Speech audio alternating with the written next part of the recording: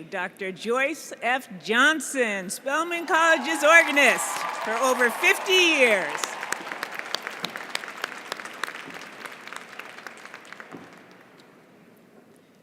Good afternoon, everyone. Please be seated.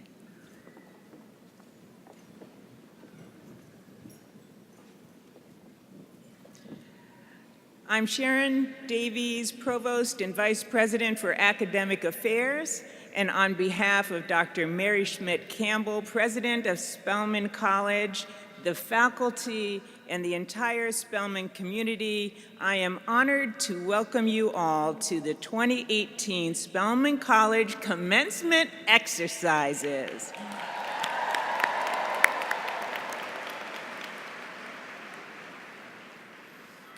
Class of 2018, you're looking good. This is a long-awaited day for you, your families, your friends, for our faculty, the staff, and the administration of Spelman College. Today, we are all filled with pride as we celebrate you, Class of 2018, for your hard work and your stellar accomplishments. It is also a day on which we pay tribute to the love and generosity of those who have supported you along your journey, now culminating in this long-awaited moment of achievement. Parents, family members, friends, it was only a few short years ago that these intelligent, driven, enthusiastic women entered the gates of Spelman College for the first time. As we celebrate the class of 2018 today, we send them out into the world confident that they have been instilled with the ideals, education, persistence, and passion to be the innovators and global change agents the world needs today. It is now my privilege to introduce the platform party. Please hold your applause until all have been introduced. To my left, Ms. Cynthia Jackson, class of 1981, Trustee, Spelman College Board of Trustees. Dr. Lauren K. Robinson, class of 2003, Alumna Trustee, Spelman College Board of Trustees. Dr. Mark Lee, Faculty Trustee, Spelman College Board of Trustees. Dr. Kathleen Phillip Lewis, Faculty Representative, Spelman College Board of Trustees, and Spelman College Faculty Council President. Ms. Suzanne Shank, Trustee, Spelman College Board of Trustees. Ms. Colleen Taylor, class of 1990, Trustee, Spelman College Board of Trustees. Ms. Briana Adamson, class of 2018, Valedictorian.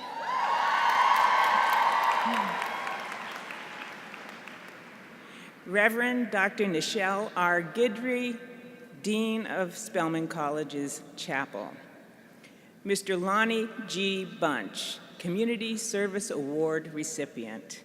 Mr. Bryan A. Stevenson, Honorary Degree recipient. Dr. Desiree Pettisclo, Dean of Undergraduate Studies, Spelman College. Dr. Darrell B. Holloman, Vice President, Student Affairs, Spelman College. Ms. Kay Foster, Trustee, Spelman College Board of Trustees. Ms. Mary Lynn Diggs, class of 1977, Trustee, Spelman College Board of Trustees. Ms. Naya Malone, class of 2020, Student Trustee, Spelman College Board of Trustees. Ms. Jill Cartwright, class of 2018, Student Representative, Spelman College Board of Trustees, and Spelman College SGA President. Ms. Tara Buckner, class of 1987, Alumni Representative, Spelman College Board of Trustees, and NAASC President. Ms. Briana Whitmore, class of 2018, Senior Class President. Ms. Helen Smith Price, class of 1979, Trustee, Spelman College Board of Trustees. Dr. Celeste Watkins Hayes, class of 1996, Trustee, Spelman College Board of Trustees. Ms. Rosalind G. Brewer, class of 1984, Chair of the Board of Trustees and our commencement speaker. Dr. Mary Schmidt Campbell, President, Spelman College. I'd also like to acknowledge our marshals this afternoon. Seated on the platform, our head marshal, Dr. Jean Meadows, class of 1964. Platform marshals, Dr. Albert Thompson, Dr. Monica Stevens, class of 1991, Dr. Andrea Lawrence, class of 1968. Seated in the audience, leading our faculty as marshals, are Dr. Donna Akiba Harper and Dr. Aditi Pai. Thank you all for being here.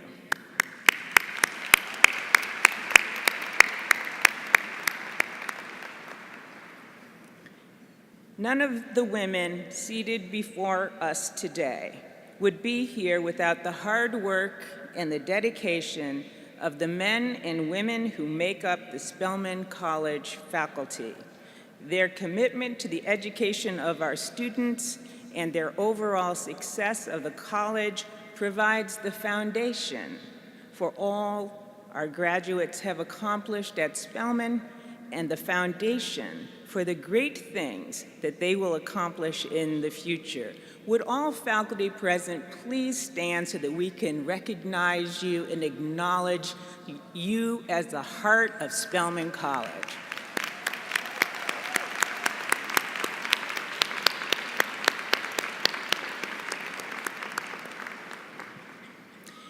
In addition to our world-class faculty, the commitment and consistency of our staff contributes to excellence associated with Spelman College and the exceptional opportunities each of our graduates have been provided.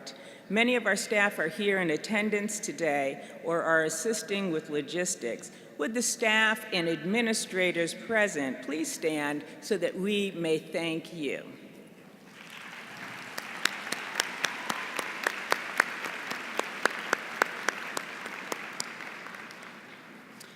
And of course, the members of the class of 2018 would not be here today without the support of their family, friends, their parents, grandparents, brothers, sisters, and other loved ones. You celebrated their admission years ago. You dropped them off and picked them up. You took their calls, wiped their tears, and told them to keep going. Class of 2018, please stand and share your heartfelt appreciation to all the family members and friends who have given so much to help you achieve your goal.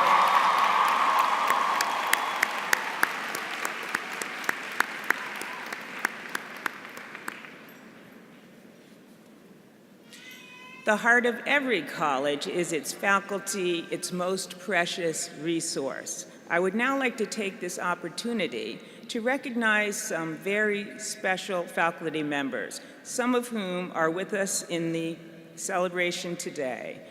These are faculty members who are this year's recipients of the Presidential Awards and the Vulcan Teaching Award. This year, awards are given to members of our outstanding faculty in the areas of excellence in teaching, excellence in mentoring, excellence in service. Although there will be a formal presentation of these awards when school opens in the fall, I would like this year's recipients to stand as their names are called and be recognized in the presence of the class of 2018. Please hold your applause until all names have been called. Dr. Michelle Height, Assistant Professor of Excellence, recipient of the Presidential Award in Excellence in Teaching. Dr. Robert Brown, Assistant Professor of Political Science, recipient of the Presidential Award for Excellence in Mentoring. Dr. Munira Sharania, Assistant Professor of International Studies, recipient of the Presidential Award in Excellence in Scholarship. Dr. Kathleen Phillips Lewis, Associate Professor of History, recipient of the Presidential Award for Excellence in Service. Dr. Shay Welch, Associate Professor in Religious Studies and Philosophy, this year's recipient of the Vulcan Teaching Award, which is given by the Vulcan Materials Company of Georgia in recognition of outstanding teachers. Can we give them all a round of applause?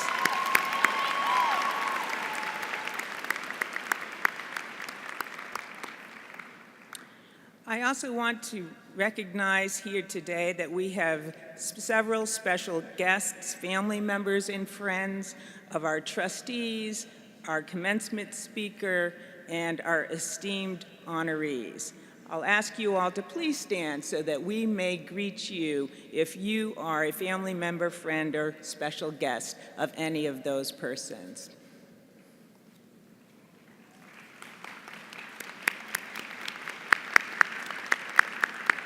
Thank you for being here.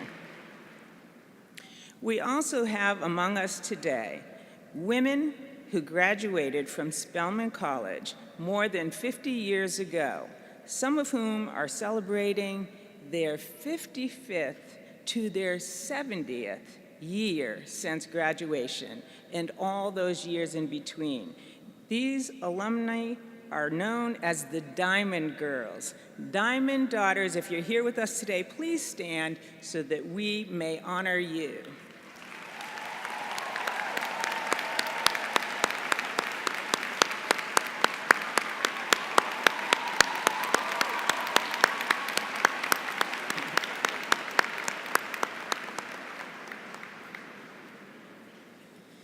Spelman alumni, like our Diamond Daughters, are integral to the life of the college and an incredible support system for our students and today's graduates. Today, we also have in our midst women who are celebrating having graduated from Spelman 50 years ago as members of the class of 1968, known as the Golden Girls. As they celebrate their 50th reunion, may we invite them to please stand and receive our applause.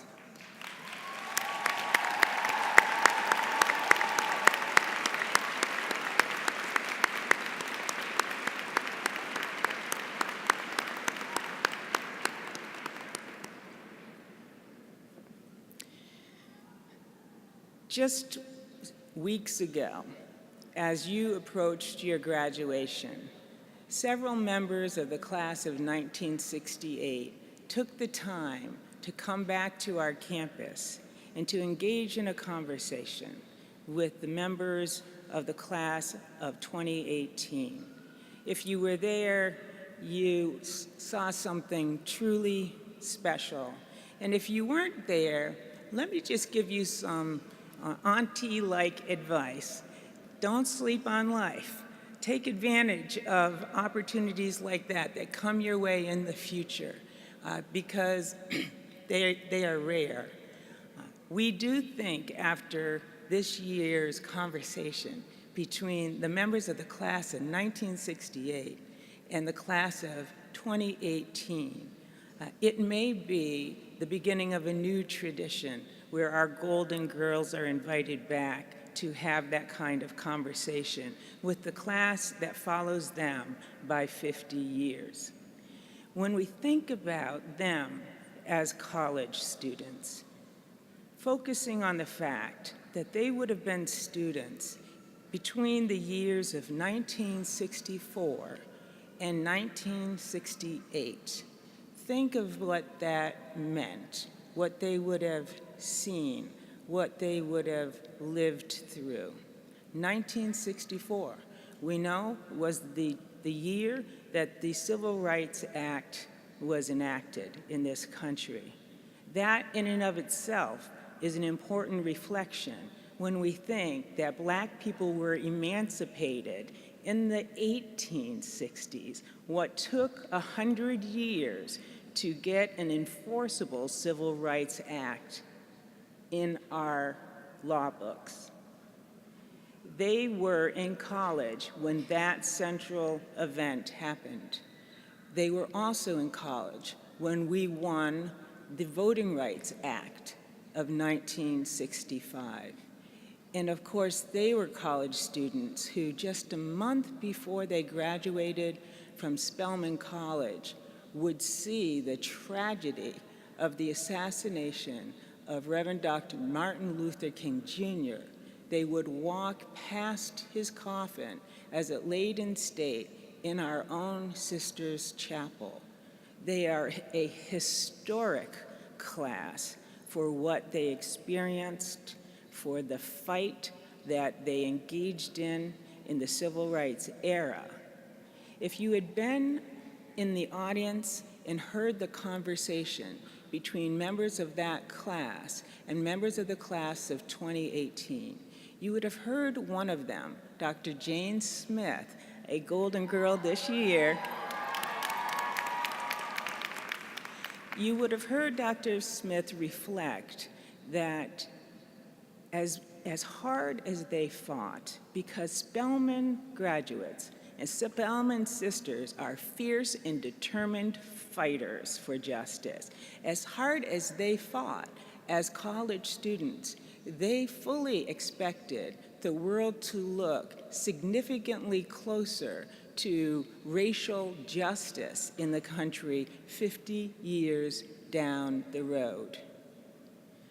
When we think about what you have experienced over the last 4 years as college students between the years of 2014 and 2018, so many years later, we know that our public school systems are as segregated by race today as they were in the 1950s and 60s when they graduated.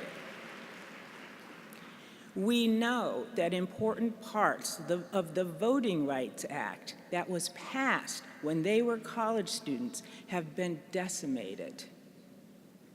We know that the nation, while you were college students, elected a president on the campaign pledge to make America great again, as if what they were fighting for 50 years ago was the moment of greatness in this country and not what they were fighting for.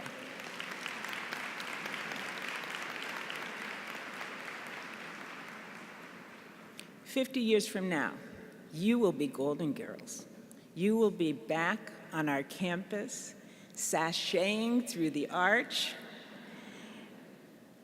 and you will be trying to explain to the class 50 years behind you and to your future children and grandchildren, nieces, nephews, and others what it was like to be a college student during these 4 years. Sometimes we mistake our victories in battle as winning the war.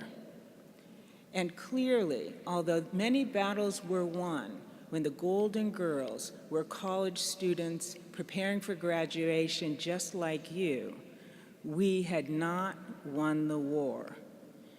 The question for you, class of 2018, is whether you will help us get there.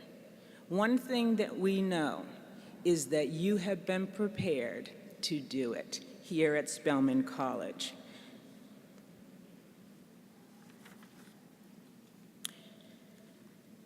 So now I urge you to reflect on the fact that as the campaign for the man who will not be named was underway, where was the gender solidarity of the country when women in the country had the opportunity to do something truly historic, to put a woman into the Oval Office for the first time? Does what you learned in your 4 years in college at Spelman tell you that maybe gender solidarity is not yet really a thing? And if it were a thing, wouldn't it look something like the steel-like strength of the Spelman sisterhood that could do something as historic as to elect the first woman president of the United States? We weren't able to accomplish that while you were students, and you will take that fight on with you as you go on into your future lives. You can believe that we will be cheering you on every step of the way. Now it is time for our invocation, and I will call up Reverend Dr. Nichelle Guidry, Dean of the Chapel, and then the program will proceed as printed.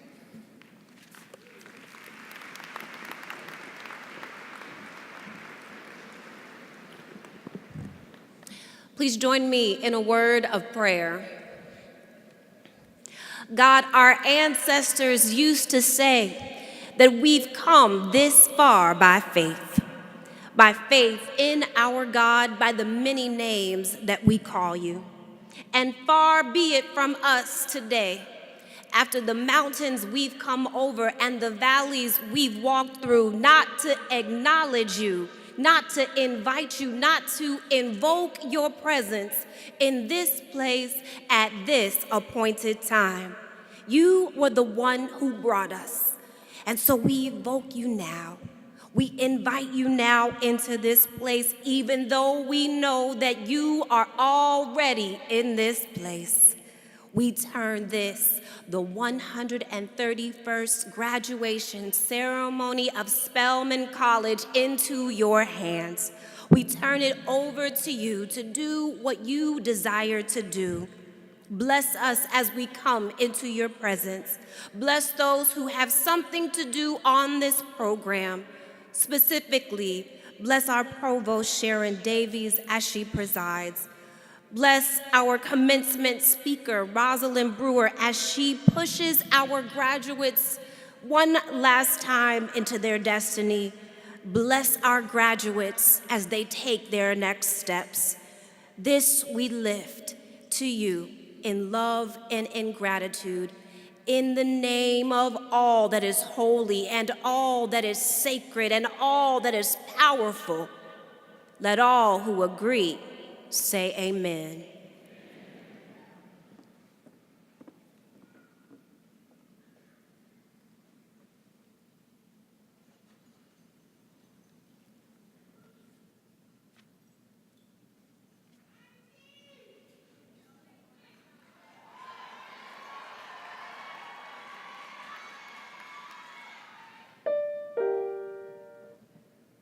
Don't you let nobody turn you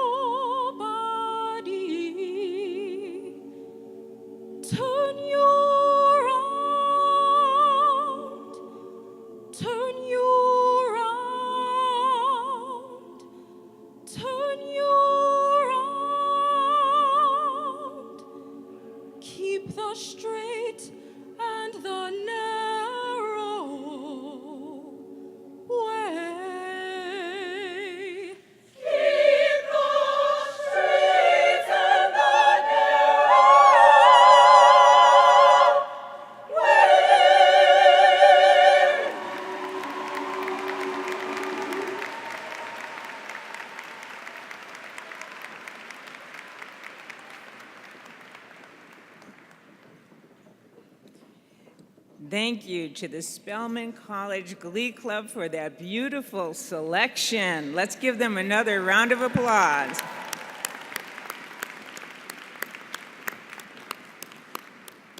And thank you too, Reverend Guidry, for that moving prayer. It is now my privilege to invite to the podium our beloved 10th president of Spelman College, Dr. Mary Schmidt Campbell.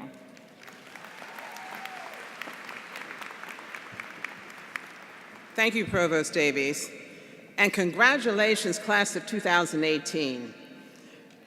You know, in Washington, D.C., at the National Museum of American History, not to be confused with the National African American History of Museum and Culture, there's an exhibit that features game changers in business. And at the exhibit, they describe game changers as follows. Some of them fundamentally alter traditional business practices. Some blaze trails into new territories and technologies. And still others break through societal barriers. Rosalind Gates Brewer, Spelman class of 1984, is one of the business leaders featured in the Smithsonian's Game Changers exhibition. Her photograph is right up there on the wall, just after Jeff Bezos, the head of Amazon, and right before Janet Yellen, the former head of the Federal Reserve. And why wouldn't she be there? She has been a game changer all of her life. From the moment Rosalind Gates set foot on Spelman's campus over 30 years ago, she was a trailblazer. She grew up in Detroit, Michigan, where she attended Cass Technical High School. And as a first-generation student, she chose to attend Spelman College and to major in chemistry. An excellent student, after 2 years at Spelman, Roz was pledging AKA and was a highly regarded campus leader. She did everything right. Her grades were good, she was engaged on campus, but the road through Spelman was not always easy. She has walked the same road as many of you. And walking that road, she displayed one of the most important attributes of a game changer, and that is her relentless determination. And that relentless determination kept her in school when her road was filled with roadblocks and obstacles. She earned her bachelor's degree in chemistry from Spelman in 1984, and exemplifying Reverend Butt's advice to enter the world with a trained mind, she armed herself not just with a STEM degree. She went on to complete an advanced management program at the University of Pennsylvania's Wharton School of Business, Stanford Law School. And that's another attribute of the game changer. She has an insatiable appetite for honing and sharpening and perfecting her mind and her skills. Right out of college, she entered the world of work as a chemist at Kimberly-Clark and quickly began to ascend through the ranks of that company. When she finally left after 22 years, she had reached the position of president of Global Nonwovens, with a reputation as someone who was agile in creating innovations in marketing, sales, and brand management. And that's another attribute of game changers. They're not satisfied with the status quo. They are innovators. And Roz would go on to demonstrate that and become known as an innovator over and over in her career. Now, we've all heard of the glass ceilings that women encounter in the world. And those glass ceilings are real.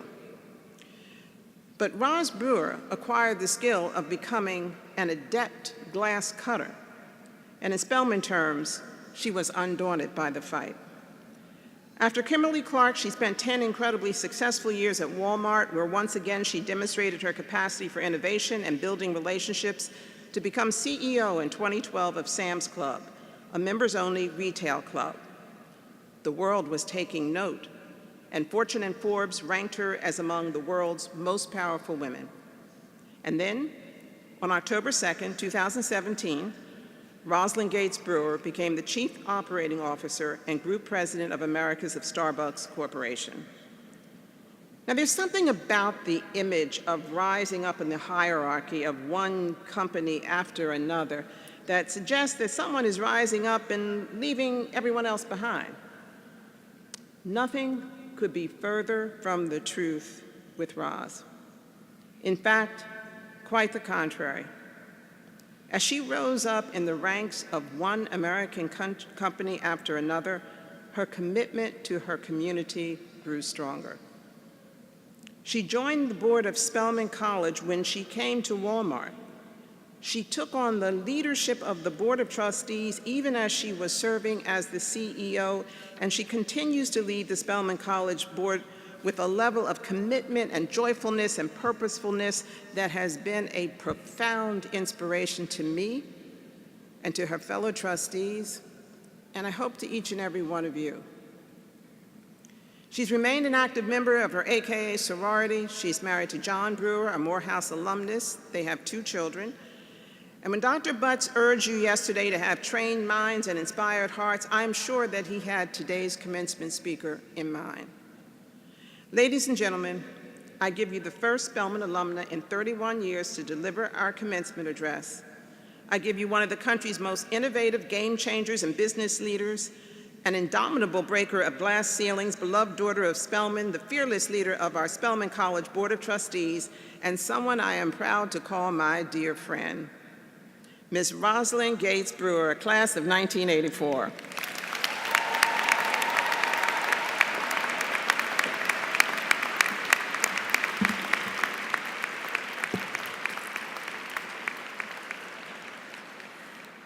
Thank you. It is such a joy to be here. 34 years ago, I was right where you're at, right this moment. I was filled with gratitude and with knowledge and maybe a little anxiety, and a lot of anxiety about what the future might bring. And like you, I worked very hard during my 4 years at Spelman College. But Spelman taught me many things. It's taught me how to put my head down and how to get the work done. But commencement is a day of celebration. It's a day when you don't put your heads down, we lift them up. And I want to share with you what I see from where I am standing. I see all these beautiful brown faces in flowing caps and gowns. And behind you, I see a village. And I see a village that was spread out across the world, but has joined together for this momentous day. I see the proud faces of parents and grandparents, of guardians and aunties and uncles and cousins and friends, the people we call family. All these people who loved you, supported you, persevered, sacrificed, and prayed for you each and every day. And it has always taken a village to graduate one of our own, and this too is your day. And it looks really good from where I'm standing. This is where we all need to be today. And I want to thank President Campbell for her leadership and for that warm introduction that she gave me. Dr. Campbell, you're a source of such inspiration for our entire Spelman family. And so a quick story here. So when Dr. Campbell called me a few months ago, I secretly hoped she would ask me to speak this year. And she began her call. She said, "Roz," and she has this real stern voice, as you can tell, "I want this year's speaker to be profound, a woman of character and culture, a talented Black woman who galvanizes many, someone who personifies the values of leadership and service that are hallmarks of our college." And I kind of smiled as she was talking, and I thought, here it comes, my invitation. And then she says, "But Roz, Beyonce just called and she said she couldn't do it. So I'm calling you." So as chair of the Board of Trustees, I stepped up And as your number 2 choice for graduation speaker this year, let me first say I am honored to be here, even though. But let us gather. So families, fellow trustees, and distinguished guests, faculty and staff, ladies of Alpha Kappa Alpha, my friends, alumni, and especially my childhood friends. I have 2 friends here from kindergarten, Beth and Lisa, my college roommate, Margaretha, my loving sister, Sandra Taylor, who came in from Detroit, my husband, John Brewer, of almost 30 years, Morehouse College, class of '84. They're here to support me, but they're here to support you too. So join me, everyone, in congratulating Spelman class of 2018.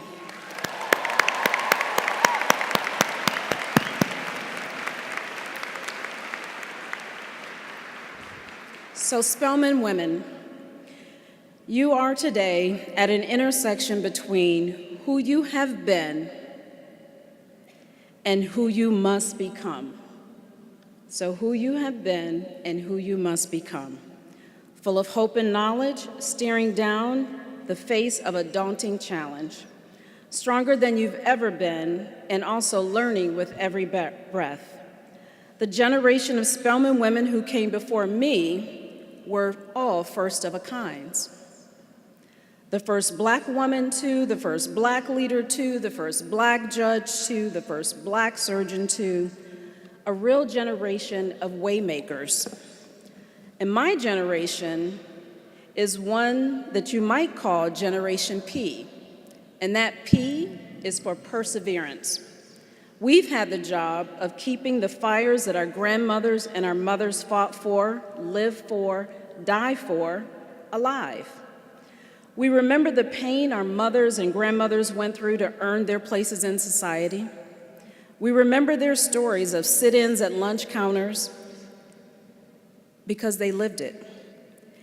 And when we hear fresh stories, these recent stories of essentially social injustice and legalized violence today, it hurts.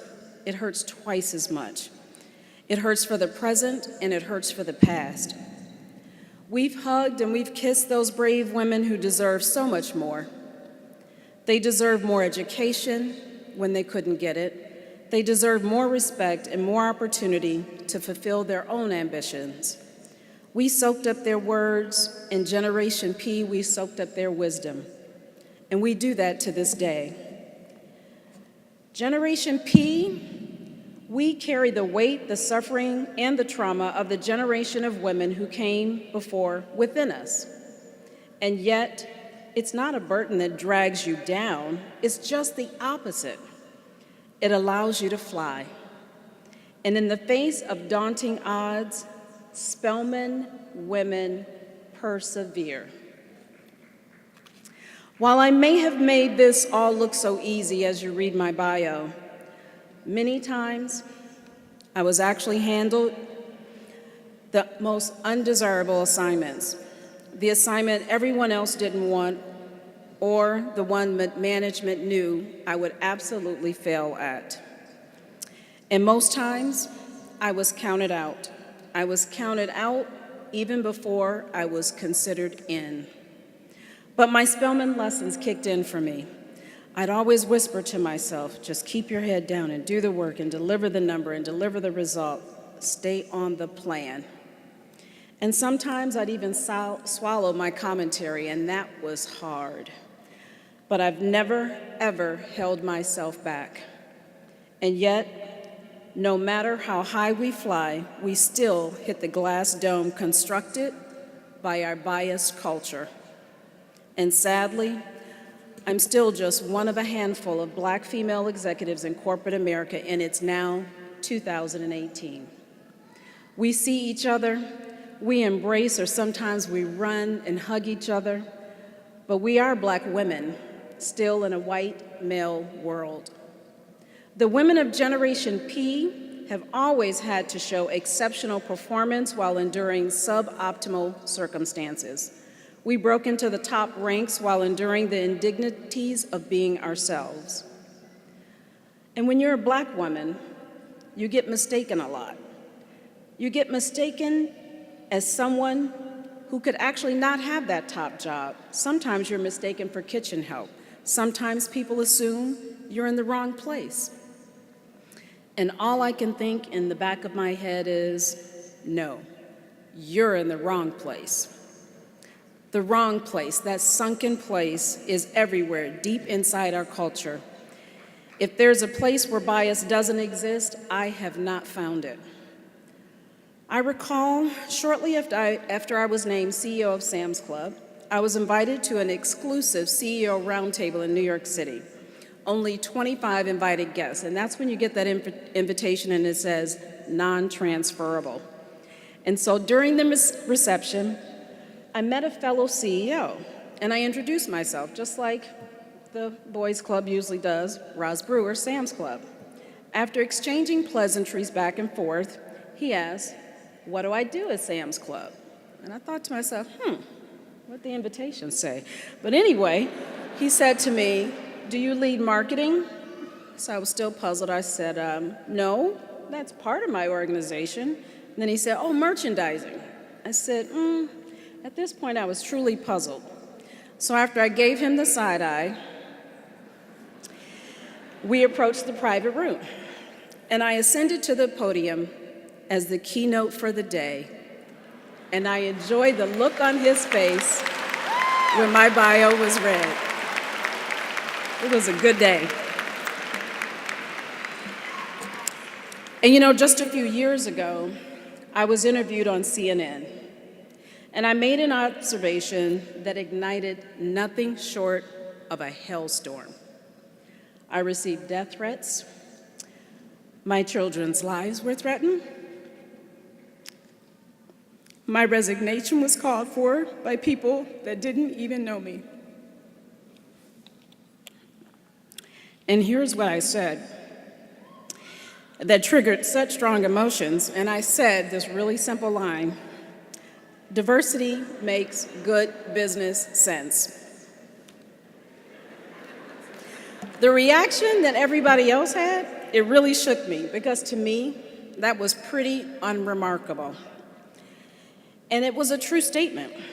Study after study has really proven that diversity is connected to improved profitability, better engagement, and working conditions for all. And yet, coming from one of the very few Black women in the C-suite ranks, my comment started a hailstorm. The company that I work for supported me, and the hailstorm finally blew over. But it was a nasty, nasty reminder that every day people of color face systemic racism, so blatant, so emboldened, and yet so normalized. So, if my generation is Generation P for perseverance, then it follows that you are Generation Q, which could stand for many things. It could stand for Queens, which you are, or Quakes, which I hope you start. But of all the Q words, I would hope that you become Generation Quest. I hope you continue to seek out education and opportunity and influence and power and truth, and that would be a glorious quest. Generation Quest, so what strikes me most today in the world in which you are coming of age, and I'm just going to put it all out there because it's very few times where I get to bring my head and heart in the same place every day. We have come to a place in this America where so much of our politics and media is a source of entertainment. And when you view the world through the lens of entertainment, it is hard to sort out what is really important and the serious issues involved with those issues, what moves the needle and what truly makes a difference. And I challenge each and every one of you of Generation Quest to look through a different lens, proactively and often. I suspect that you will gain knowledge, hopefully the unfiltered kind, honest and pure in its form, and that is true power. In the past couple of years, especially, we've seen an alarming rise in unashamed bigotry, in racism, authoritarian ideals, xenophobia, and misogyny. These are trying times, absolutely. But what gives me hope is you. The very graduates sitting before me, the young activists who have taken to the street and harnessed technology to demand justice in unprecedented numbers. Protesting is no longer just a weekend activity, and I can guarantee you, my recently graduated son calls his congressional representatives more than he calls me. Students, especially those at HBCUs, are often by necessity at the forefront of advocating for social change, whether it be across race, across gender, class, or sexuality. For decades, it's been students who drive historic change in our society. It's almost as if you're programmed to speak out. And I think that is such a beautiful thing. I didn't feel that way when I was here 30 years ago. During your time at Spelman, you spoke out about food insecurity, campus sexual assault, safety for our LGBTQIA students, and worked with our President Campbell to begin making the necessary changes for a more just and equitable community. The world took note of Spelman College. You need to give yourself a round of applause because you did that. This class includes a student who challenged the status quo here at Spelman, and I'm pleased the college stood by him. It's imperative we accept and support good people for who they are. The world needs people who are alive with hope and have the strength to fight for the underrepresented and the disenfranchised. And when she sees injustice in this world, the Spelman woman is not the kind to sit back and hope someone else will deal with it. We fight. We fight on and we fight hard. We take it head on each and every day. Movements and hashtag campaigns like hashtag Black Lives Matter, hashtag MeToo, hashtag Love Wins, hashtag Trans Equality, and hashtag Never Again give ordinary citizens the ability to make their disapproval heard, share their stories, show solidarity to bring about transformative social change. But you know, it's not just enough to tweet. Change requires action. A record number of women are currently running for office at both federal and state level. Among them is Spelman grad Stacey Abrams. She's a powerhouse lawyer, a businesswoman, an author, and former House Minority Leader for the Georgia General Assembly, the first woman to hold that position, I should say, and she's running right here for the governor of Georgia. Yay. If elected, Stacey will be the first Black woman in the history of America to lead a state right from Spelman College. You gotta love that. So indeed, we are living in a new golden age of American activism. So you can only imagine my horror when news carried across the web that in one of our stores, 2 Black men had come in to meet a friend. The store manager called the police within minutes to remove them. These 2 men were arrested. They could have been harmed. They actually could have been killed. Over the past few weeks, I've looked closely into the facts of actually what happened. I've met with Dante and Rashawn, the 2 businessmen. I've met with the former store manager. All of them, actually, have had their lives deeply impacted by what happened in that Philadelphia Starbucks.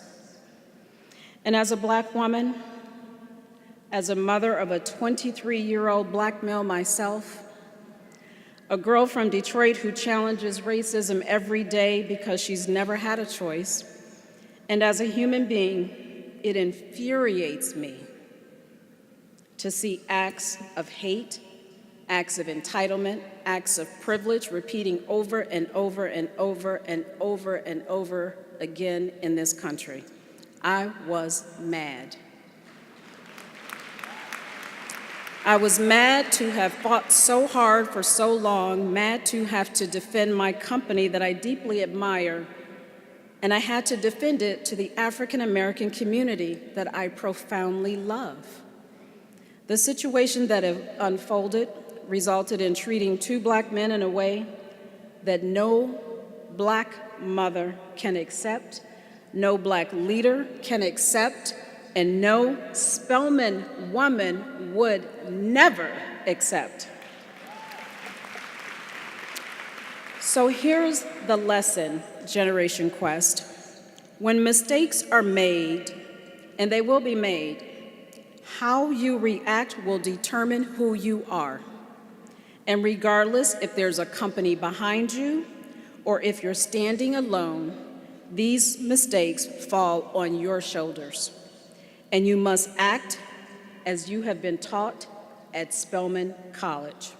Stand up, grab the wheel, and take charge. Do not compromise who you are. Never.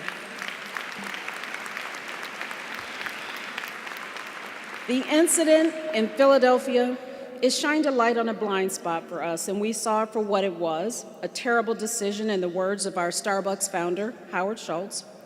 But too often, people take responsibility and then do nothing. But not me, and not under my watch. And as it's been reported, we're closing 8,000 stores next week for racial bias training. We brought in Brian Stevenson of EJI, Sherilyn Ifield, president of the NAACP, and Heather McGee of DEMOS, and we're gonna make a difference. We designed exclusive curriculum and will train more than 175,000 employees, and our hope is that this will make a difference beyond our stores. Anyone who crosses the threshold of a Starbucks cafe is a customer. I am proud to say that the reports of the settlement with the men by Starbucks are true, as well as the City of Philadelphia's new high school program for entrepreneurs influenced by the two young men. There's more goodwill that will come from this incident. That was a tough 30 days. I sat with a lot of sadness, and in tough moments and at tough times of major challenge, I turned to reading poetry for solace. And verse helps. So when Maya Angelou says, one isn't necessarily born with courage, but one is born with potential. Without courage, we cannot practice any other virtue without consistency. We can't be kind, we can't be true, merciful, generous, or honest. And to Maya, I say, that's right. And when James Baldwin says the world is before you, and you need not take it or leave it as it is, make it different than when you came in, I say, that is my guiding compass. And when Michelle Obama says, when they go low, we go high, I say, graduates, let's do that together. I've spent the past several months thinking about what sort of challenge do I dare my Spelman sisters upon leaving these halls, and this is it. Use your voice. Continue to drive social change. Get yourself into situations where you can encourage governments to stop spreading hatred and fear and instead spread inclusiveness and welcome. Use your STEM education to organize. You have a theater arts degree? Use your comedic or your dramatic skills to illustrate injustice and provoke conversation from the stage. Sometimes we use our voices by putting our heads down and just doing the work. I recall a time in my life when that's what I did, but never again. Sometimes we use our voices to say, we made a mistake and we're gonna correct it. And sometimes we use our voices by saying, we belong here. Get use to us. You know, progress doesn't just happen. You have to stay deep in the movement. You have to be your own Shuri and create a Wakanda right here, right now. I dare you. I want you to have fun. I want you to laugh. I want you to live a full life. So to the class of 2018, I say again, congratulations, and I'm so very proud of you.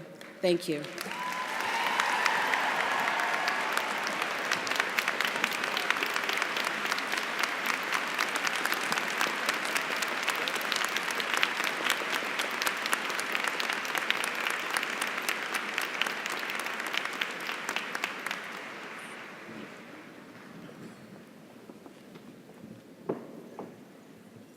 The Quest class of 2018, Ms. Rosalind Brewer, thank you for those wise words.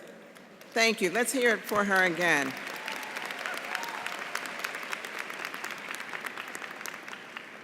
You have nourished us, and I am sure that your words will stay with our graduates for many years to come. And now, I'd like you to change role and join me at the podium as Chair Brewer to make the next presentation. Thank you. All righty now. Okay, my other life. So, I get to do the fun stuff now, so thank you, Dr. Campbell. As we continue with the program, it's my pleasure to transition from commencement speaker to my coveted position as chair of the Board of Trustees. On behalf of President Campbell and all of the trustees of Spelman College, I am honored to present Dr. Lonnie G. Bunch III as a recipient of the Spelman College National Community Service Award. This award is in recognition of his long-term efforts to improve the American education. His passionate commitment to service in the historic and cultural communities and to present, preserve, and protect American and African American history make him an ideal candidate for this award. He's a historian, an author, a curator, and educator. Lonnie G. Bunch is the founding director of the Smithsonian's National Museum of African American History and Culture. The museum opened to critical and public acclaim on September 24, 2016. As a public historian, a scholar who brings history to the people, Bunch has spent nearly 30 years in the museum field, where he is regarded as one of the nation's leading figures in the historical and museum community. Prior to his July 2005 appointment as director of the museum, Bunch served as the president of the Chicago Historical Society, one of the nation's oldest museums of history. There, he initiated an unprecedented outreach initiative to diverse communities and launched a much applauded exhibition and program on teenage life titled Teen Chicago. He also led a successful campaign to transform the institution in celebration of its 150th anniversary and managed an institutional reorganization. A prolific and widely published author, Bunch has written on topics ranging from slavery, the Black military experience, the American presidency, and all Black towns in the American West to diversity in museum management and the impact of funding and politics on American museums. In service to the historical community, Bunch has served on the advisory boards of the American Association of Museums, the African American Association of Museums, the American Association of State and Local History, and the ICOM US. Beyond his many awards, he was appointed by President George W. Bush to the Commission for the Preservation of the White House in 2002, and then reappointed by President Barack Obama in 2009. In 2017, Bunch was elected as a member of the American Academy of Arts and Sciences. His dedication and drive throughout his longstanding career and current historic role as founding director of the Smithsonian's National Museum of African American History and Culture, where he promotes the museum's mission to help audience see our history as American history and provides strategic leadership in the areas of fundraising. In recognition of his longstanding career spent transforming and serving our community, he represents the pillars at the core of Spelman's foundation of leadership, excellence, and service for social good. I am pleased to present the Spelman College National Community Service Award to Lonnie G. Bunch III.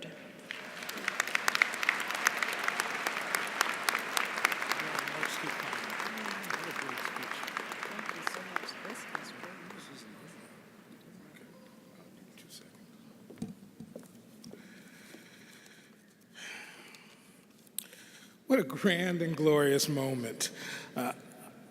I can't thank Spelman enough for bestowing this honor upon me.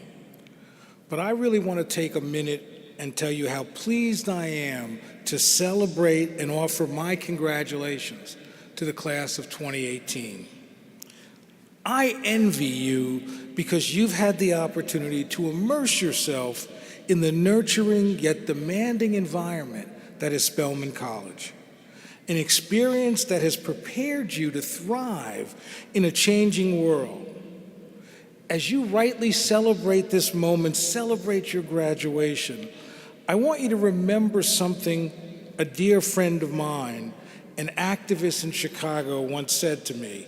This is a man who spent his life fighting for racial and economic justice. Near the end of his life, he said to me, "You know, Lonnie, I'm getting old. I can't see too well. I can't hear it all. I can't stand for very long, and I clearly can't walk too far. So I have a favor to ask. Would you always make sure that you point me in the direction where I can do good?" That is the challenge, I would argue, for the class of 2018.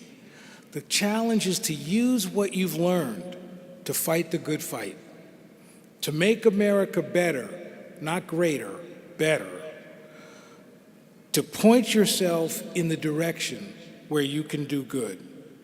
But with the education you've received at Spelman, I'm sure you will.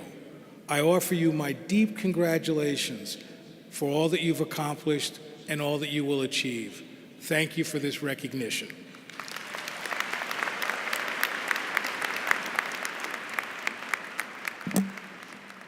Thank you very much, Mr. Bunch. I now invite Professor Davies to join me at the podium.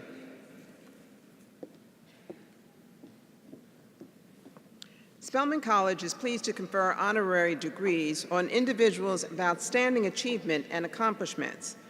This year, we have the privilege of honoring an exceptional man who is making an invaluable contribution to establishing equal justice in our country's legal system.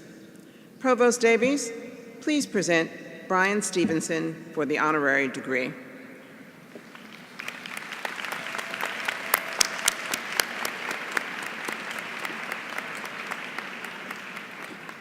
President Campbell, upon the recommendation of the faculty and the vote of the Board of Trustees of Spelman College, I have the pleasure of presenting to you Bryan Stevenson, candidate for the honorary degree, Doctor of Laws.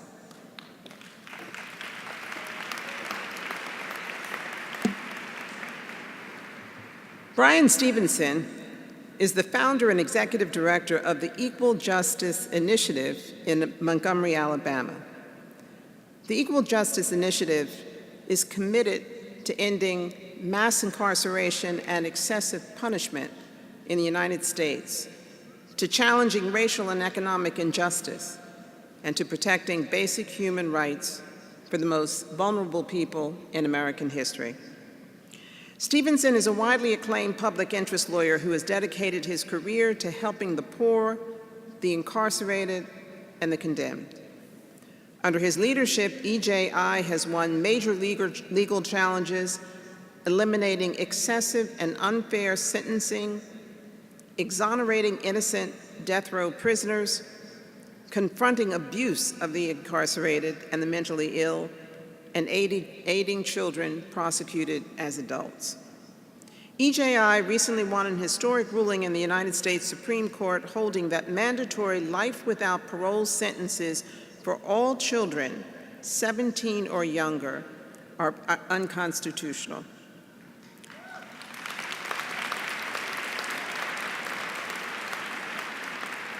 Stevenson's work fighting poverty and challenging racial discrimination in the criminal justice system has won him numerous awards, including the prestigious MacArthur Foundation Genius Award, the National Medal of Liberty from the American Civil Liberties Union after he was nominated by United States Supreme Court Justice John Stevens, the Public Interest Lawyer of the Year by the National Association of Public Interest Lawyers, and the Olof Palme Prize in Stockholm, Sweden for international human rights. He's a graduate of the Harvard Law School and the Harvard School of Government and has been previously awarded 29 honorary doctorate degrees, including degrees from Harvard, Yale, Princeton, and Oxford. He is the author of the award-winning New York Times bestseller, Just Mercy. In 2015, he was named to the Time 100 recognizing the world's most influential people, and he was named in Fortune's 2016 and 2017 World's Greatest Leaders list. In April of this year, EJI opened a new museum called the Legacy Museum, From Enslavement to Mass Incarceration, built on the site of a former slave warehouse in downtown Montgomery, Alabama. This is a companion piece to a national memorial to victims of lynching called the National Memorial for Peace and Justice, which opened at the same time. Bryan Stevenson is an extraordinary activist and champion for equal rights. Through tireless dedication, he is effecting change for the underprivileged in the criminal justice system and our communities. Spelman College proudly bestows upon him its highest honor.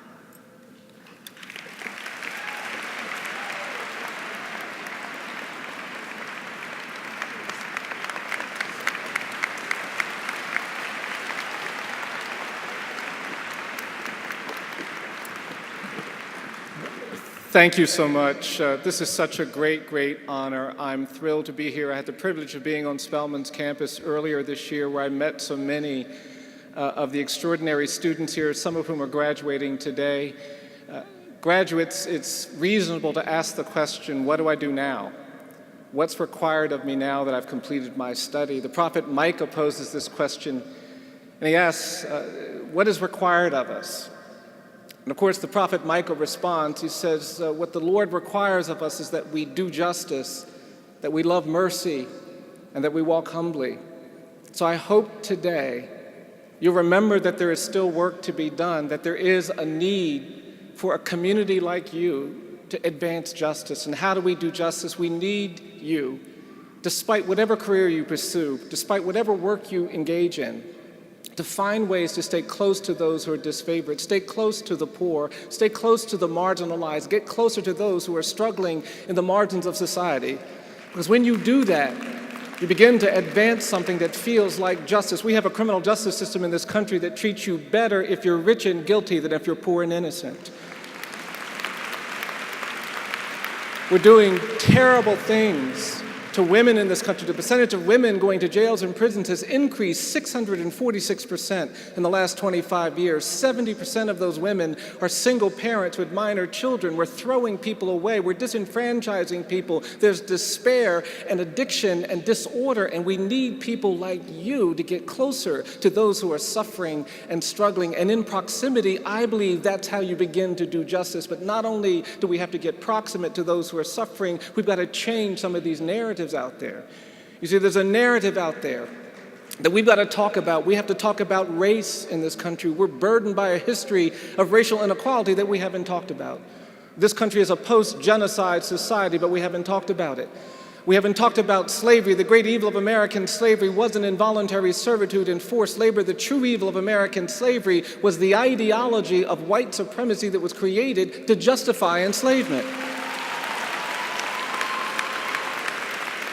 And if you read the 13th Amendment, it talks about ending involuntary servitude and ending forced labor, but it doesn't say anything about ending this narrative of racial difference, this ideology of white supremacy. And because of that, I don't think slavery ended in 1865. I think it just evolved. It turned into decades of lynching. And we haven't talked about lynching. Older black people come up to me sometimes and say, Mr. Stevenson, I get angry when I hear somebody talking about how we're dealing with domestic terrorism for the first time in our nation's history after 9/11. They said, we grew up with terror. We had to worry about being bombed and lynched and menaced every day of our lives. The black people in Cleveland and Chicago and Detroit and Los Angeles and Oakland didn't go to those communities as immigrants. They went to those communities as refugees and exiles from terror in the American South. And so we have to change that narrative, and that's why we're building this museum. That's why we want to talk to our country. And I'm not interested in talking about our history because I want to punish America. I want to liberate this country so we can get to the point where we can get real redemption, real reparation, real justice, real reconciliation. I believe in truth and reconciliation, but truth and reconciliation is sequential. You got to tell the truth before you get to reconciliation. If you get proximate, if you change narratives, the third thing you're going to have to do is you got to stay hopeful. You're so amazing, you're so talented, you're so gifted, and some people will try to make you hopeless about what you can do despite your degree, despite your talent, and you've got to commit yourself to staying hopeful, because hope is your superpower. Hope is what's going to make you do the things that other people think can't be done. If you allow yourself to become hopeless, you kind of become part of the problem. I believe that hopelessness is the enemy of justice. And so you've got to stay hopeful and do the things that I know you can do. And fourth and finally, to do justice, we're going to have to be willing to do uncomfortable things. We're going to have to be willing to do inconvenient things. Justice doesn't come if we only do the things that are comfortable and convenient. I've done some research on this. I looked for some examples where equality triumphed, where justice prevailed, where oppression was ended and nobody had to do anything inconvenient or uncomfortable. I can't find any examples of that. It only happens when good people do uncomfortable and inconvenient things. Some of you are going to have to stand up when other people say sit down. Some of you are going to have to speak when other people say be quiet.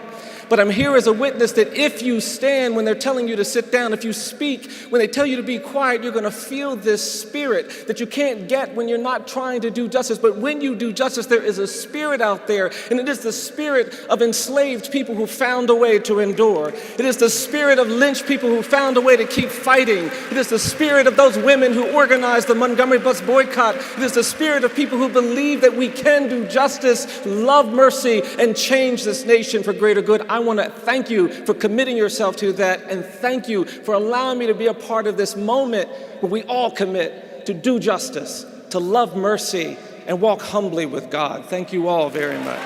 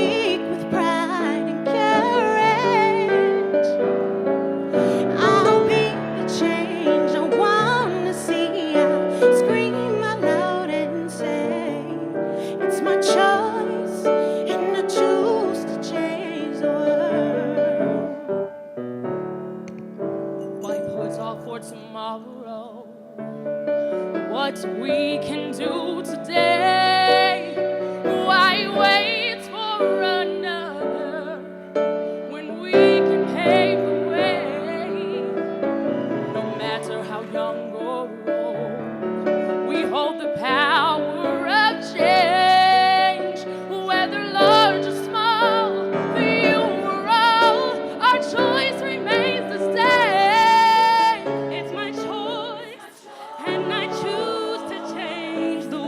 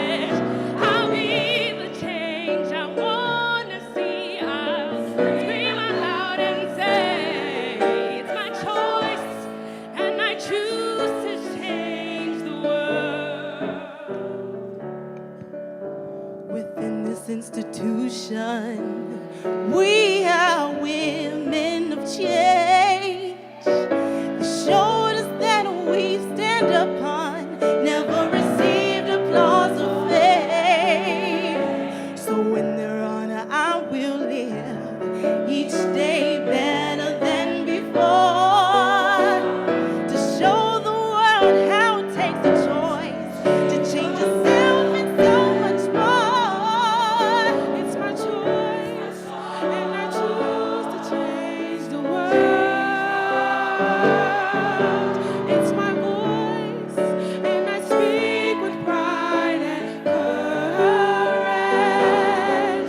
I'll be the change I want to see. I'll scream out loud and say, it's my choice, and I choose to change the world.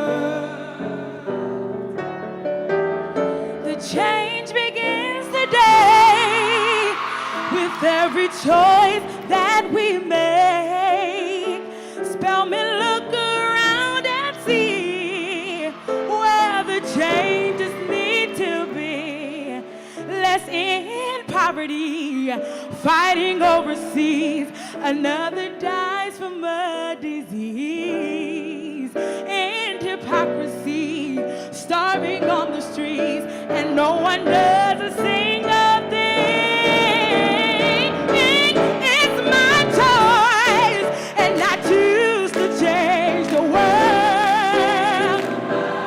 It's my voice, and I speak with pride and courage.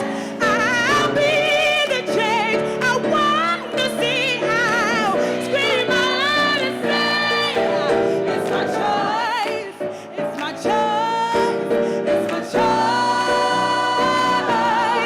it's my choice,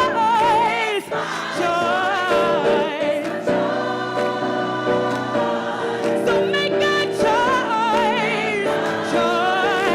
make a choice.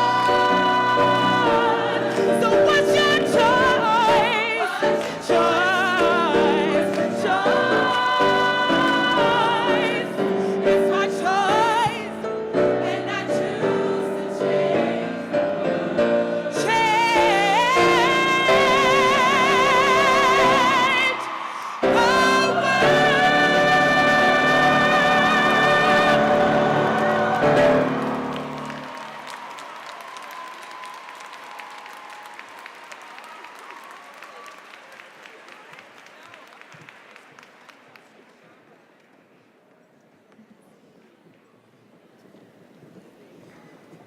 Thank you. Spelman College Glee Club. Let's give them another round of applause. And thank you for the accompaniment on the piano by Dr. Kevin Johnson. Let's give him a round of applause as well.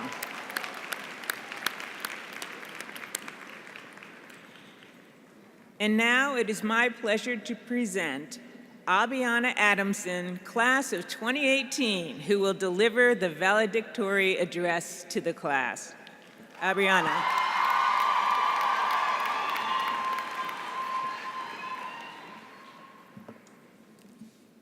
Congratulations to the phenomenal class of 2018. We did it. We are moments away from becoming alumni of this remarkable institution. We're not the same woman we were 4 years ago. No one who passes through Spelman's gates leaves unchanged. Spelman fortifies us, nurtures us, builds us up to change the world. For more than a century, Black women scholars, educators, doctors, inventors, and writers have all graduated from this college. We're an extraordinary company of unstoppable women. We are fierce, we are fabulous, we are determined, we are brilliant. I went to high school in Minneapolis, a place almost the exact opposite of Atlanta. Minneapolis was as white as its long winter snowfalls. Atlanta, of course, is the Black Mecca, and unapologetically so. Like many of you, I was the only Black person in nearly all my high school classes. I always felt like I had to prove why I deserved to take AP and honors courses. I often felt out of place. I felt less than who I am. Self-doubt seeped into my psyche, and I decided not to take our school's one college-level economics course because I had convinced myself that only gifted students could pass that class, and I was not one of them. Now, 4 years later, I'm graduating with honors as an economics major.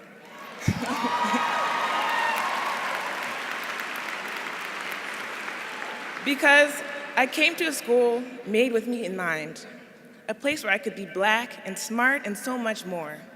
I started to believe in myself because I was encouraged to redefine the vision of who I am.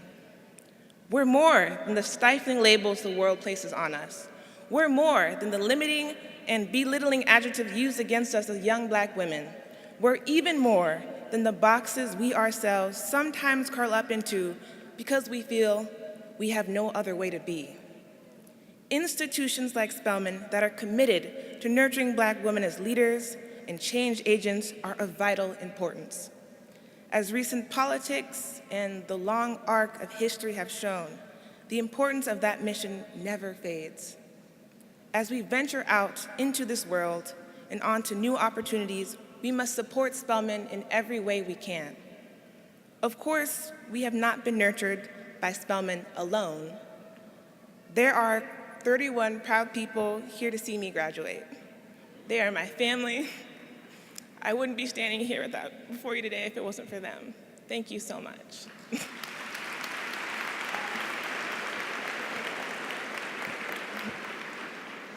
Graduates, I'd like to say take a moment really to look around.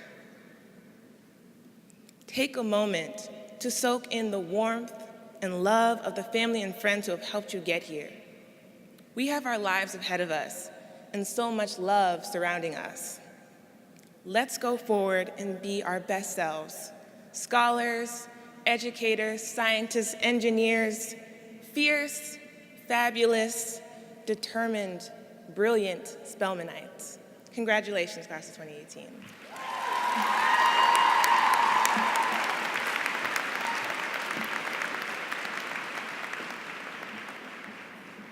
Thank you, Abiana, for those wonderful words to your classmates and your commitment to excellence. It's inspiring to all of us. It is now time for the moment that we have all been waiting for. The conferring of the degrees to the class of 2018. Seniors, we will first award the top 10 students in the class, which includes 4 Bachelors of Arts candidates and 6 Bachelor of Science candidates. We will then recognize those scholars who have completed the requirements for the Ethel Waddell Geethy Honors Program, followed by all of the candidates for the Bachelors of Arts, and then all of the candidates for the Bachelor of Science, at which time, as a unified class, the president will ask you to switch your tassels, marking your transition to the status of graduate of Spelman College. So please wait so that all of your sisters can do that together. I now invite President Campbell to join me at the podium. Will the top 10 students please stand?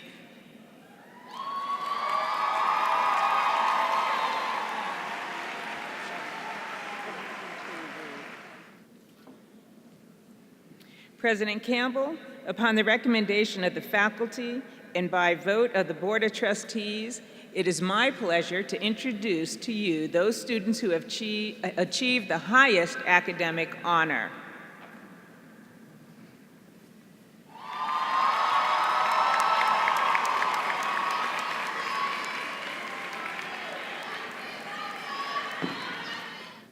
Abiana Odessa Elaine Adamson, summa cum laude, valedictorian.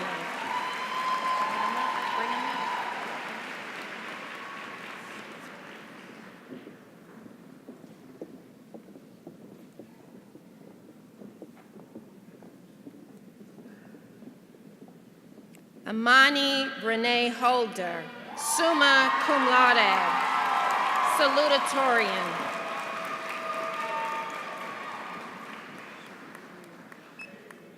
Alexia Simone Lakeman, summa cum laude.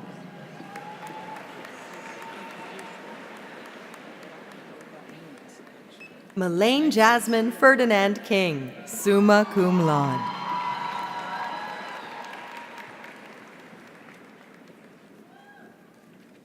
Nautica Lachey Jacobs, summa cum laude.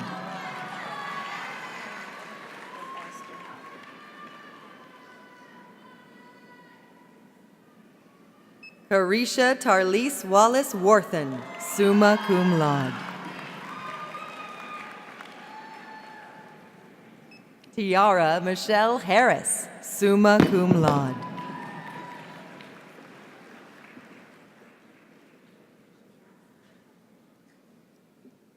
Tiana Jolay Smith, summa cum laude.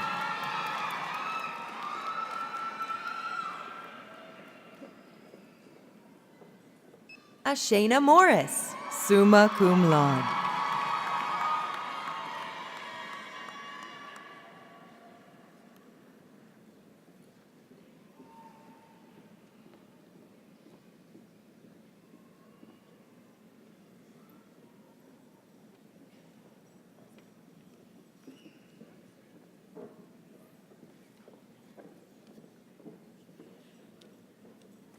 Kimya Amara Loader.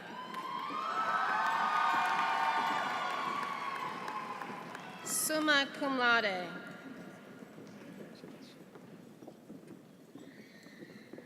Camra Yvonne Atkins, summa cum laude.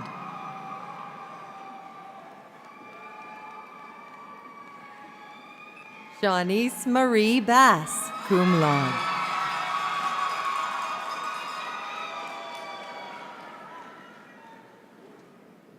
Imani Jean Canton, cum laude.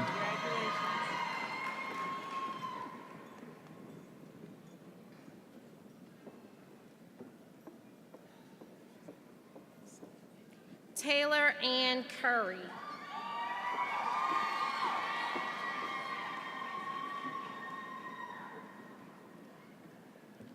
Cora Lee Michelle Evans, magna cum laude.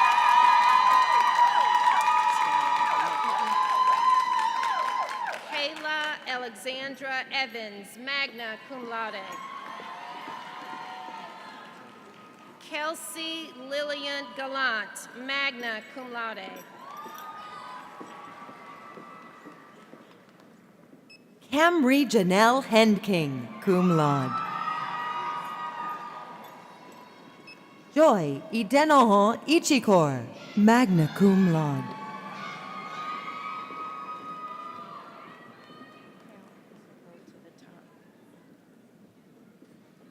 Sierra Monet Johnson, cum laude.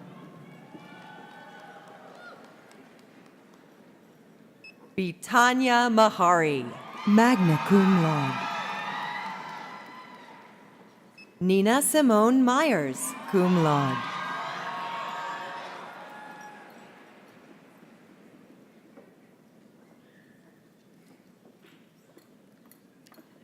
Jalea Ashante Peterson, magna cum laude.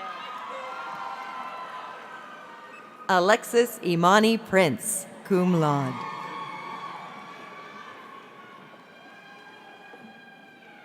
Erica Sidney Riddick.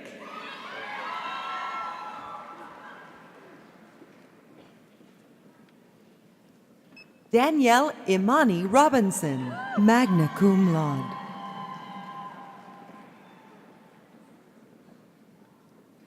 Aaron Lee Sawyer, magna cum laude.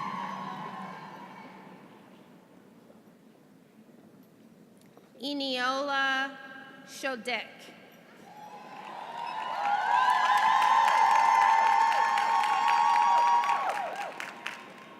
Vati Sharon Sila, magna cum laude. Briana Nicole Whitmore, magna cum laude. Megan Elizabeth Wilson, summa cum laude. Jillian Alisa Woodard, magna cum laude. Karanicia McCall Aaron.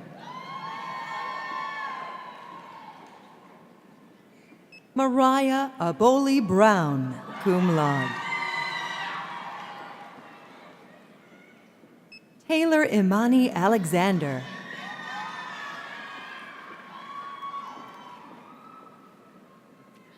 Chelsea Christina Allen.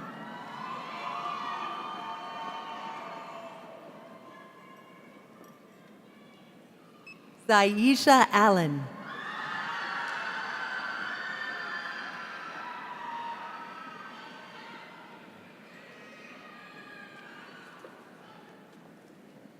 Courtney Alexis Sally Anderson, magna cum laude.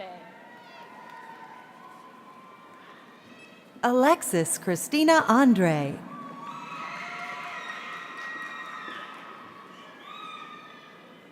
Tyler Cinnamon Andrews.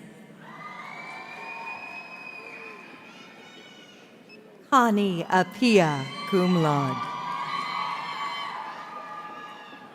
Miriam Tefere Areta.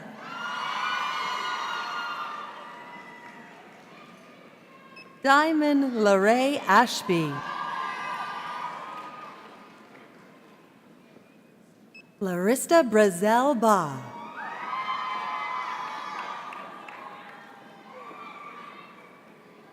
Zaire and Reese Bailey, summa cum laude. Alexandria Baptiste.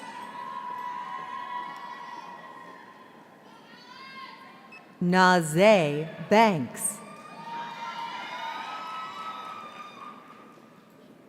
Jordan Virginia Barksdale.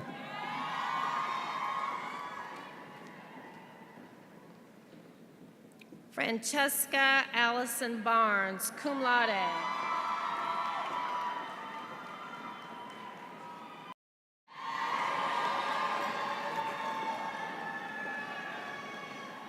Allison Patricia Benjamin, cum laude. Janae Nicole Best, magna cum laude.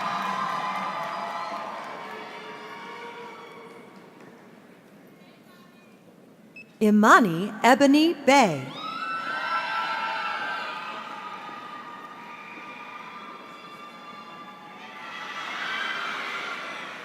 Adriana Faith Biggers.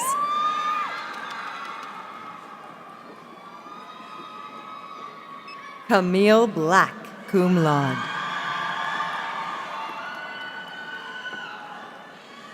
Charlotta Jaleesa Blackman.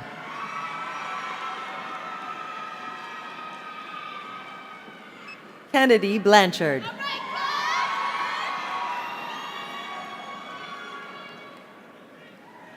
Jordan Nicole Miles Booth, magna cum laude. Ashley Taylor Borneo.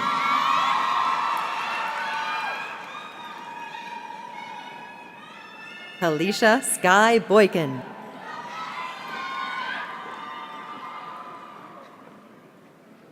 Kirsten Bray.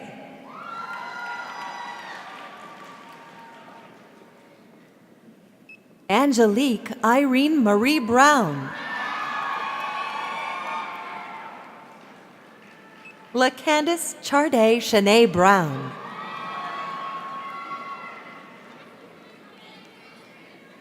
Meredith Cooper Brown, magna cum laude.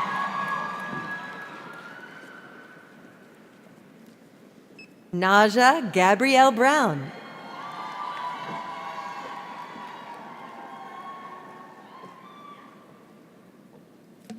Kyla Imani Brown.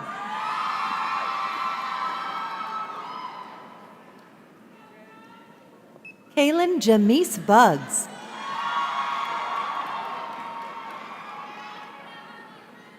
Lakendra Briantavia Burrell Hartley.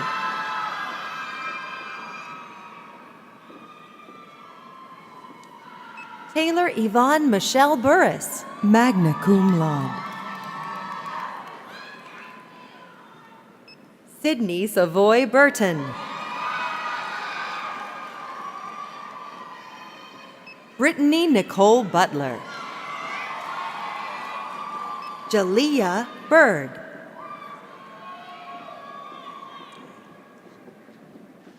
Hold on one second. Okay. Alana Brooke Campbell.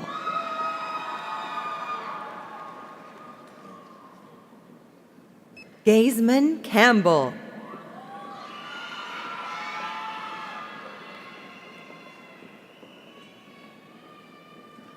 Chantal Olivia Canicle, cum laude. Annalisa Reeves Carey.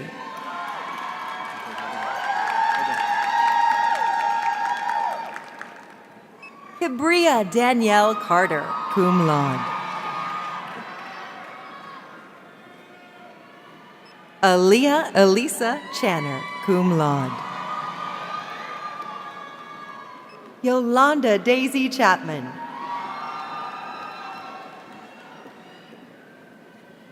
Alexis Yvonne Chrisman, cum laude. Salima Evangeline Clark.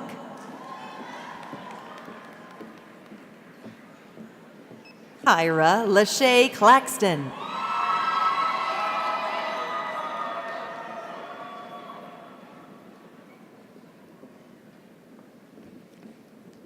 Taiza Yasmin Cole.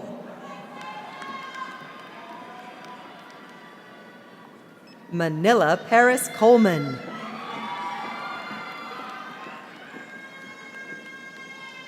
Divine Collins, magna cum laude.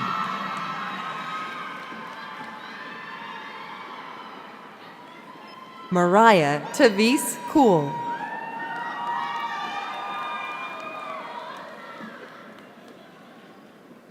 Shinari Council.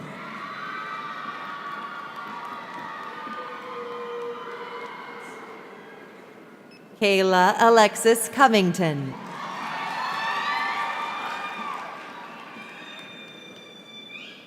Amber Latrice Cohen, magna cum laude.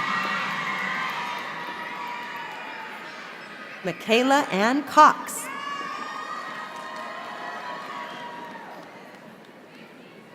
Chastity Crawford.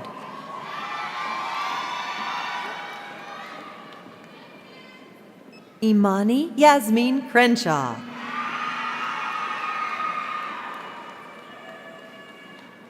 Tyler Gwendolyn Krim.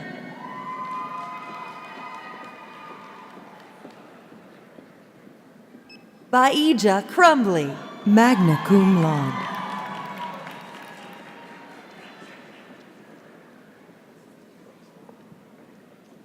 Kayla Nicole Daniels.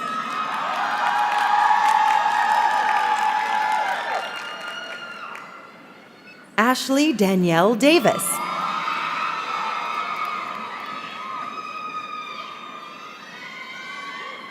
Ashley Renee Davis.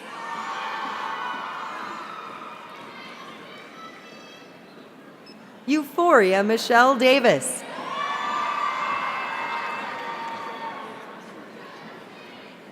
Sienna Elaine Dean. Imani Nicole Dickens.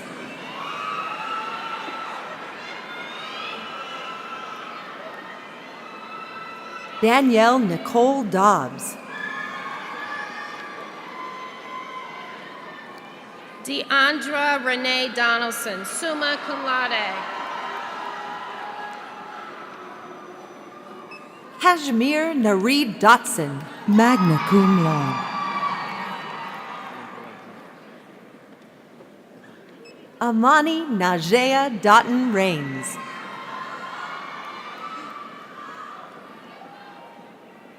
Felisa Michelle Goldborn Dunlap.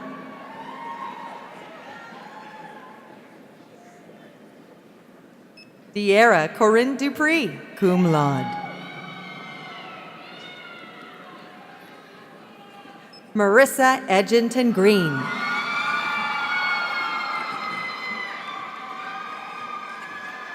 Kennedy Marie Edwards.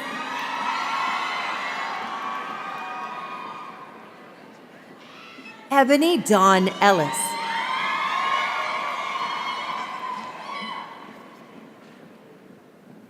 Anicia Evans.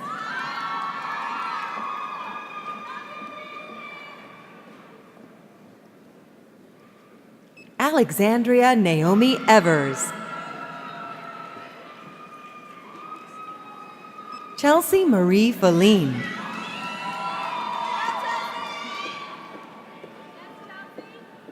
Tiara Fenderson, cum laude.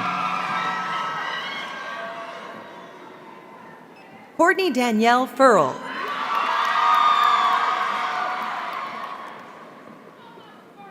Krisan Stacy Ann Forbes.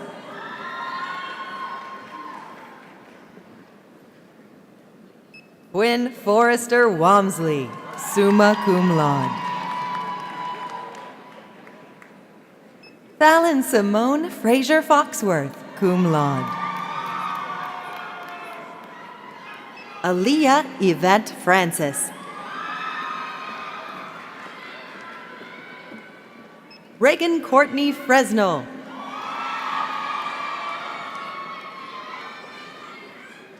Pamitra Gear.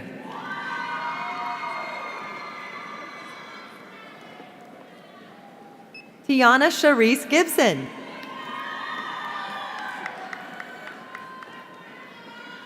Destiny Renee Gilbert.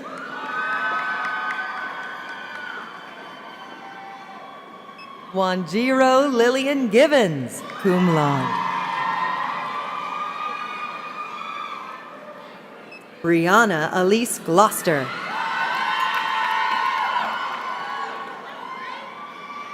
Michaela Terrell Glover, cum laude.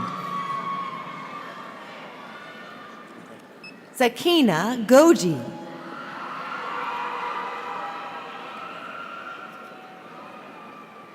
Kristen Alexandria Goodwin.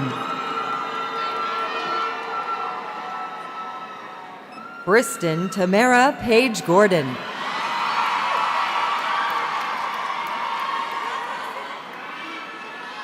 Desiree Simone Gould.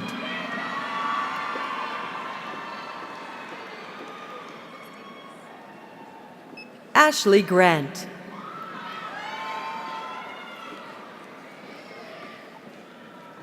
Courtney Nicole Green.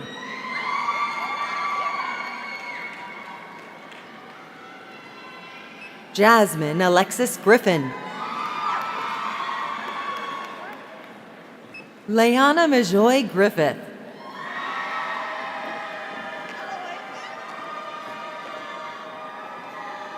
Aaliyah Corinne Grooms.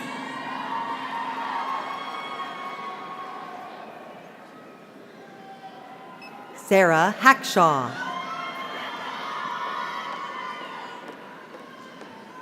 Fatu Sadia Haidara. Taylor Hall Debnam, cum laude.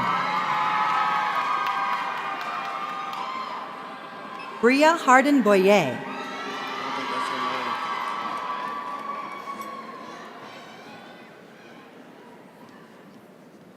Jasmine Simone Hargrove.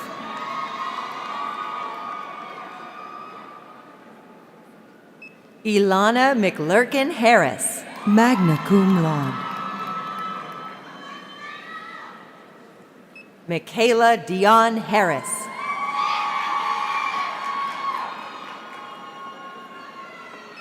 Zoe Hayes.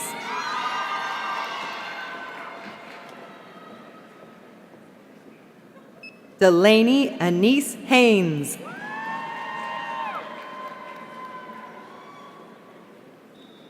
Nia Tony Jean Haynes. Patricia Laney Hedgemond.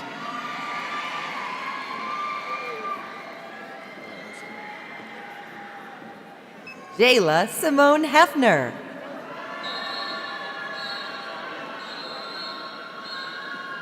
Jada Nicole Elise Henderson. Jordan Hester, magna cum laude. Victoria Taylor Hicks, cum laude. Janelle Ashley Hightower Fordham, magna cum laude. Miss Morgan Lauren Hill.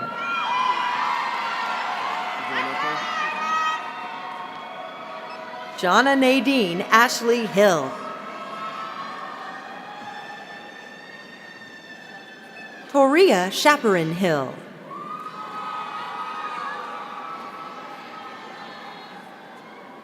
Nika Hillocks.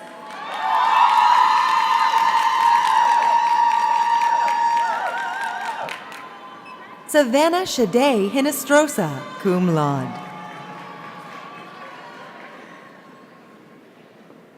Briana Michelle Holmes.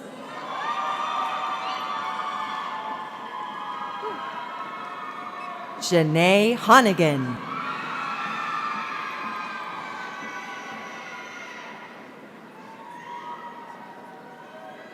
Ashley Elizabeth Horns. Haley Renee Hoskins, magna cum laude. Kyla Nicole Houston.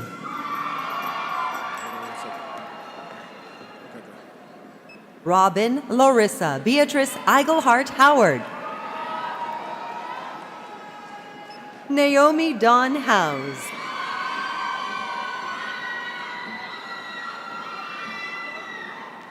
Helen Hudson.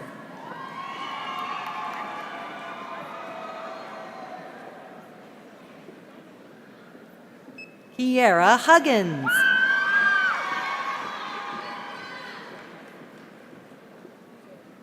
Kyla Nicole Hughes.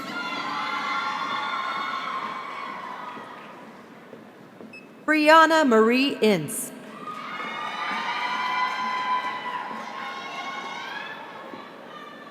Ayana Kahina Jackson.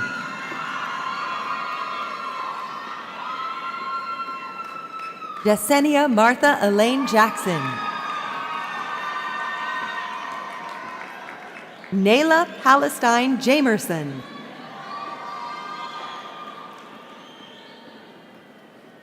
Jayla Alicia James.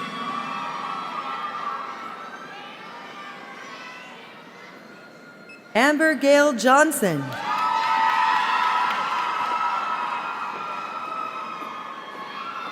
Jada Shalise Johnson, cum laude.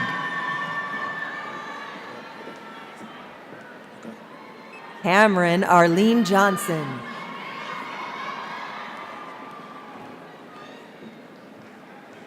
Michaela Lydia Johnson, cum laude.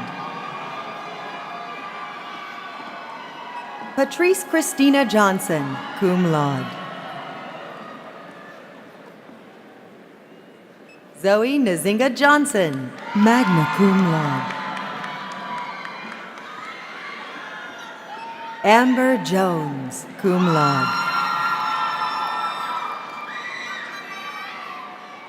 Ashley Lyric Jones, cum laude. Asia Antoinette Jones. Destiny Latara Jones, cum laude.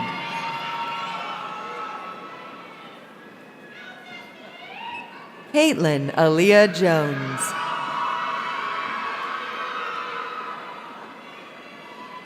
Kelsey Frederica Jones.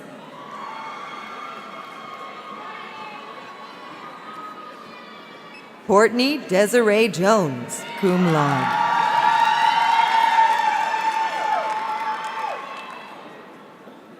Diamond Brianna Jordan. Tracia Vernice Jordan.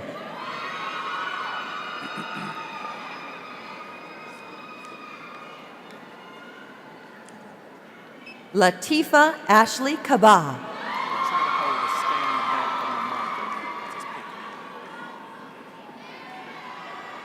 Zainab Adama Yebu Kabia. Lene Kearse, cum laude.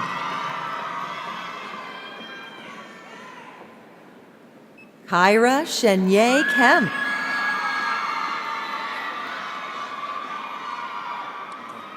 Samira Faith Kernizan. Kennedy Danielle Key, magna cum laude. Jonique Georgette Keys. Deshae Kidd.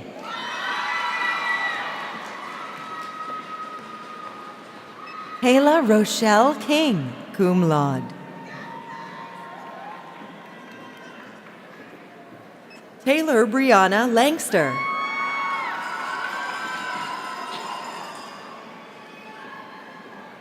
Alexandra Marie Lawrence, cum laude.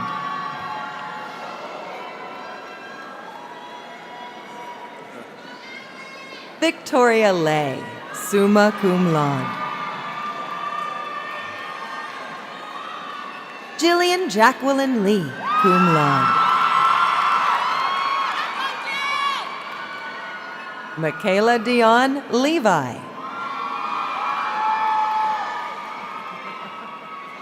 Taylor Allison Lewis.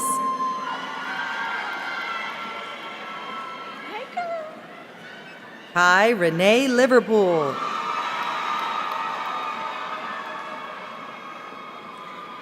Alexandria Elise Locke.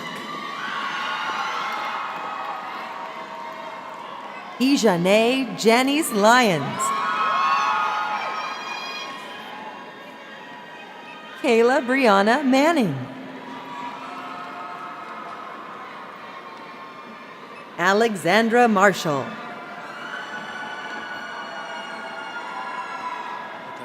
Courtney Brene Marshall.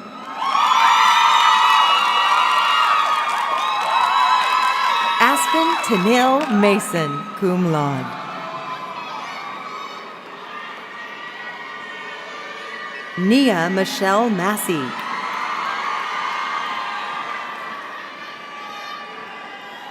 Jessica Candler May.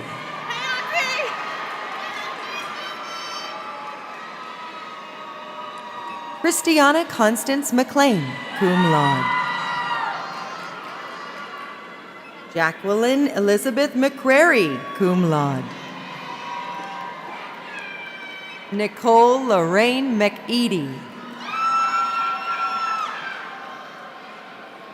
Nicole Victoria McIntosh.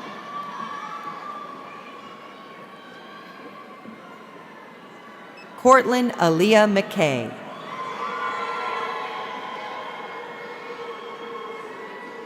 Danae Faith McKinney.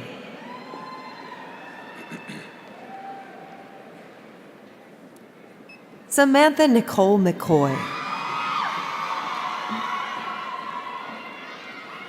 Sydney Michelle McWhorter.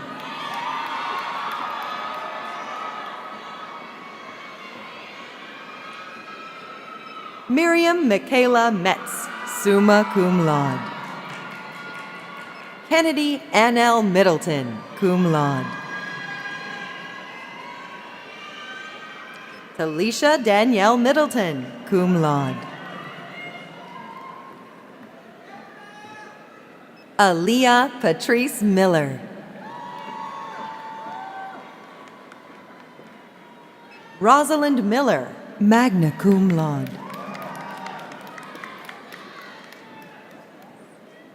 Mackenzie Janelle Millett.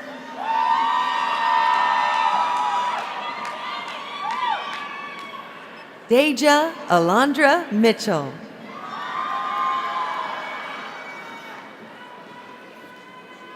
Felicia Mollett.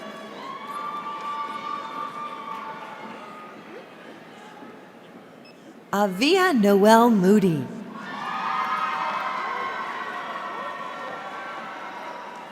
Akia Imani Moore.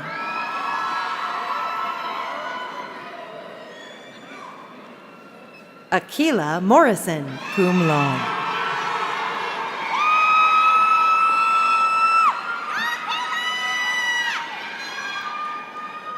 Briona Muller.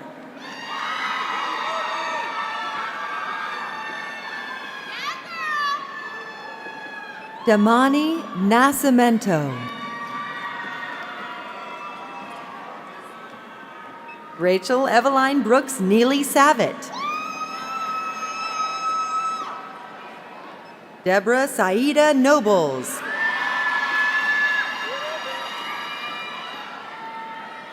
Nicole Denise Norman.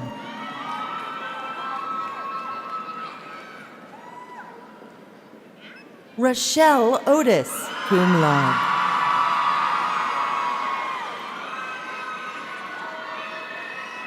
Peyton Jamil Anita Ogletree.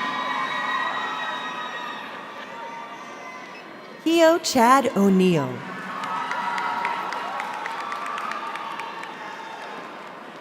Angela Sarah Chioma Anoni Baku.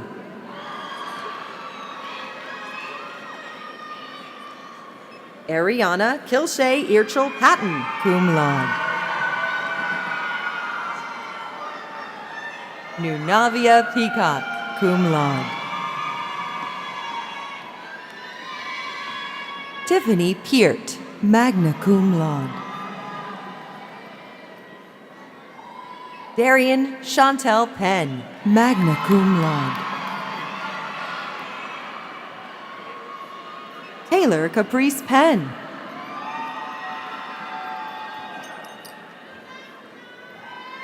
Kendall Elizabeth Perkins, cum laude. Zaria Perkins.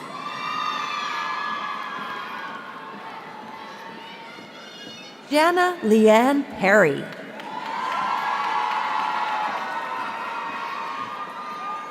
Bradley Simone Petway.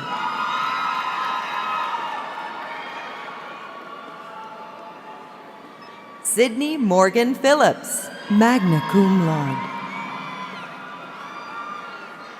Nia Patrice Pierre, cum laude. Brittany Mary Powell. Ershawn Radon Powers. Dara Simone Prentice.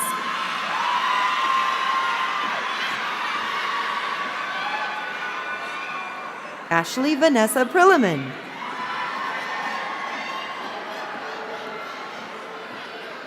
Melanie Ornida Prilliman.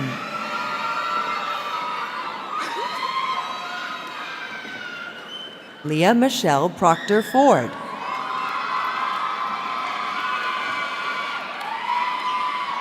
Briana Sharone Pullen.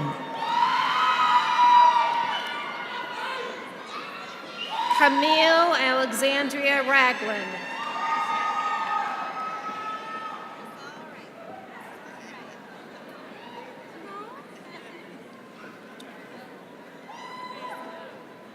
Somalia Woyane Modali Ramin, cum laude. Kara Lee Ray.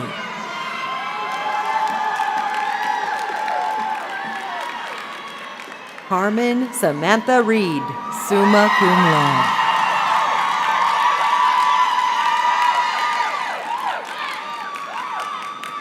Lauren Richardson. Nia Priscilla Rickman.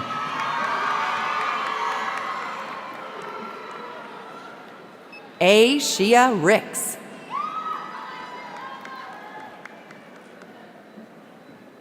Taylor Imani Ridley.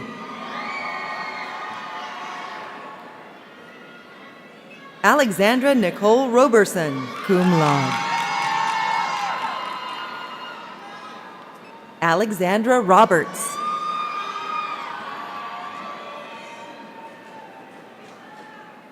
Essence Roberts.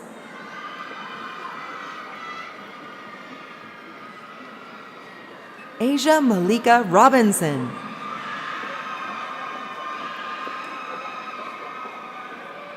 Gianni Lorraine Robinson.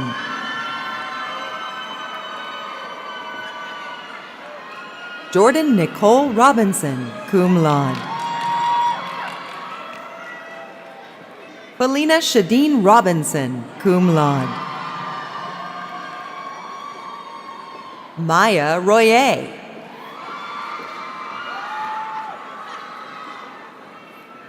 Kayla Cherie Ryan.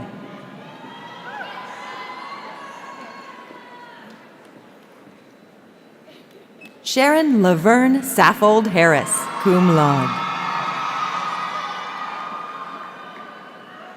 Katima T. Sanders, cum laude.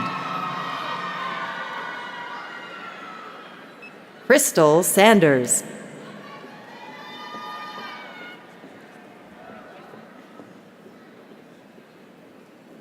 Tyra Alexis Seals, cum laude. Serena Shane.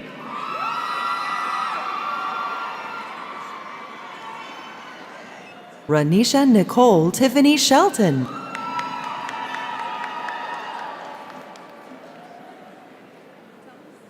Rashona Lee Ship.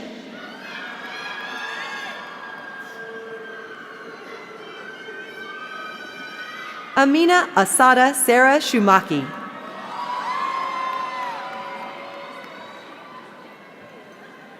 Harris Simmons.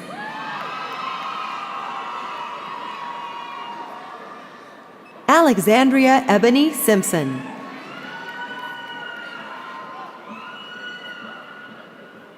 Breland Nicole Sims.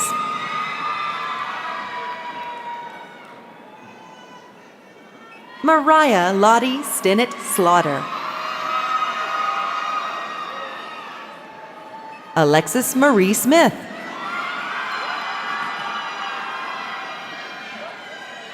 Jocelyn Crystal Smith, magna cum laude. Joy Christina Smith.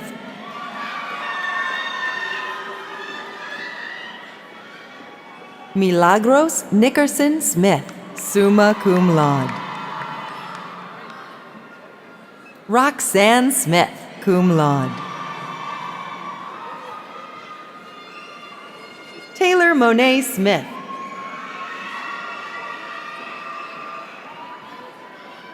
Bethany Naomi Solomon.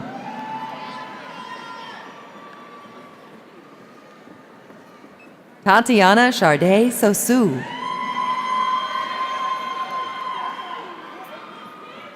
Shayla Renee Span, cum laude. Kaylin Elizabeth Spencer. Jade Marguerite Steele. Justice Regine Stewart. Taylor Noel Stewart.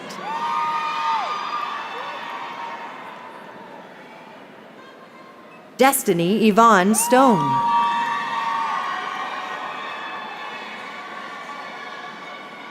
Mercedes Portia Alexis Strong Dowdle. Imani Jordan Stubbs.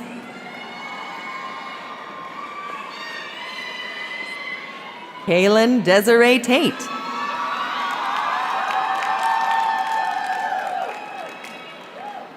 Jenia Suzanne Taylor, magna cum laude. Alex Tierney, magna cum laude. Donna Lee Thompson.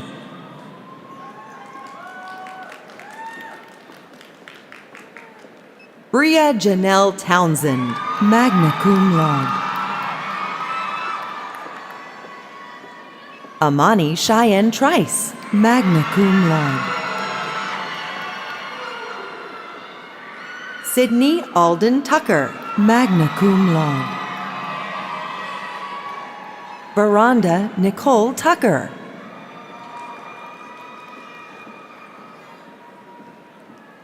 Aaliyah Nicole Tullis, magna cum laude. Ashanti Tulloch Graham.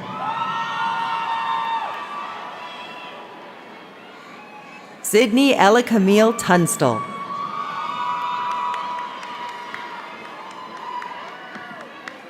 Darian Lachey Vason, cum laude. Arnis Santel Wade, cum laude. Zoe Wade.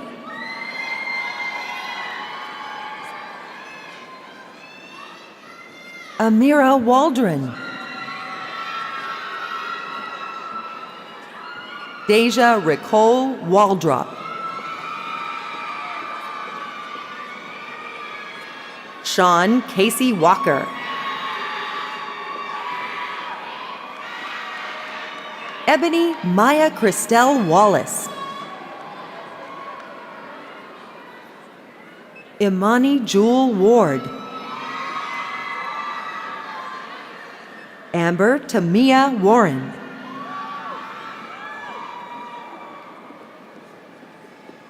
Kayana Sahai Washington.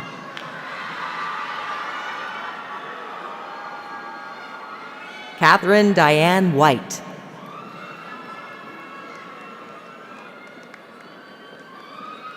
Kirsten Alexandra White, cum laude. Lacacia Natalie White. Andrea Ranez Williams. Ashanti Zaire Williams. Dominique Nashan Williams.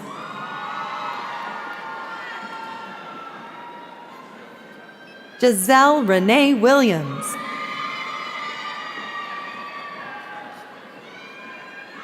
Jai Maria Lynn Williams, cum laude.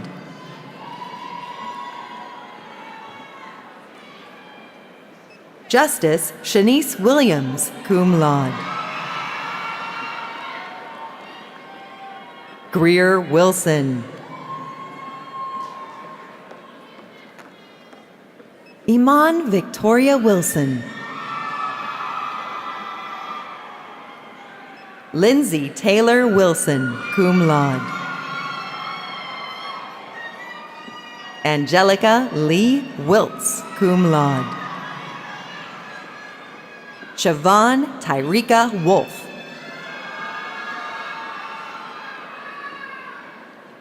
Kitana Ariane Woodruff.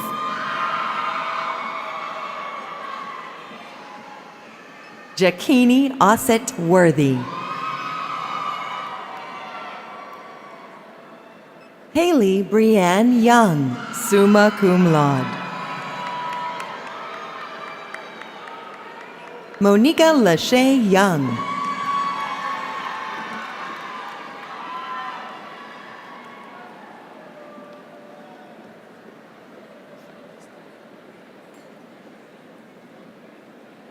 Will the candidates for the degree of Bachelors of Arts please stand?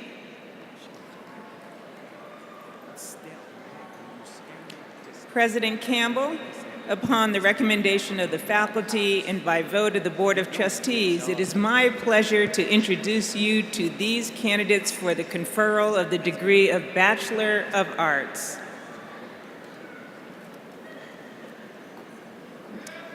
Candidates for the Bachelor of Arts degree, upon the recommendation of the faculty and by virtue of the authority vested in me by the Board of Trustees of Spelman College, I confer upon you the degree Bachelor of Arts.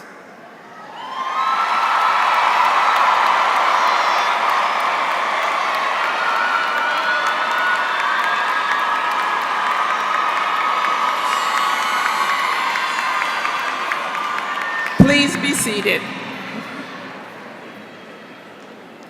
Will the candidates for the degree of Bachelor of Science please stand? Shanice Monique Alexander.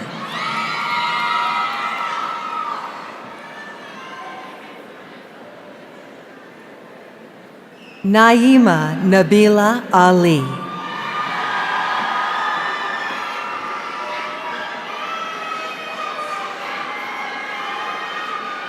Kiera Chandrea Archer.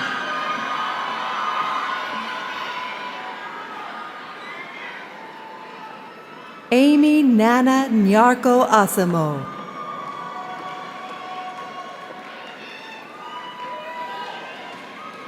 Kayla Banks, cum laude.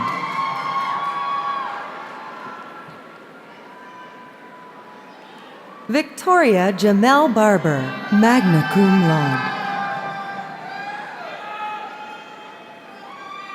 Jaray Barganier.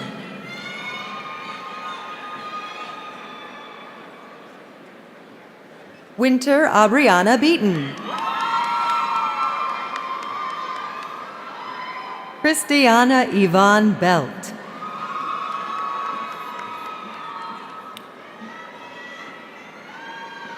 Kara Alexis Binns. Chloe Alexandra Blackman, cum laude. Takira Simone Blunt, magna cum laude. Deja Destiny Ama Bond. Jade Mahaley Sidonia Bowles.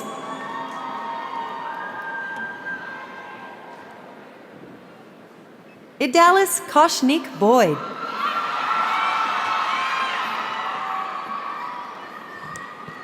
Jordan Lene Branch, summa cum laude. Dania Brewster, magna cum laude.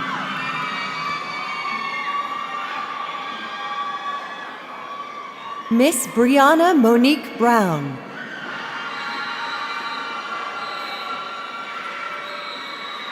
Eris Opal Rashawn Calhoun.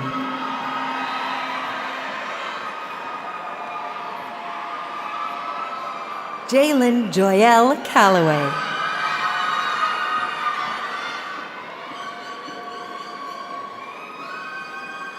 Shamera Tatiana Campbell.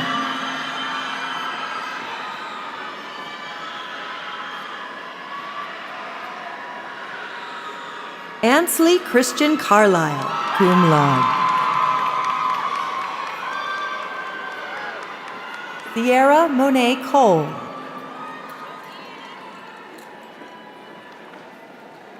Amanda Collins.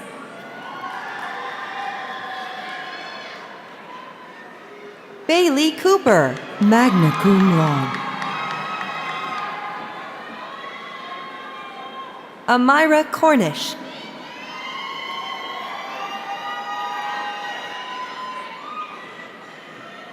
Candace Nicole Croft.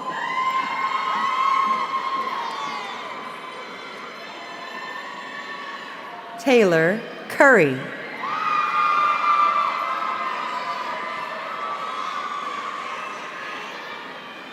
Alexandria Jade Daniels, magna cum laude. Kayla Lene Davis.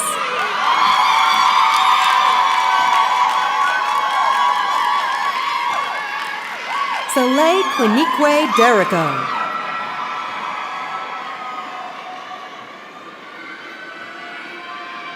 Denier Raekwon Dismukes, cum laude.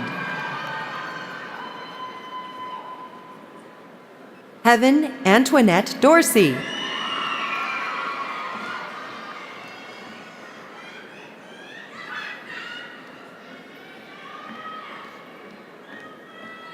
Bristha Marie Edwards.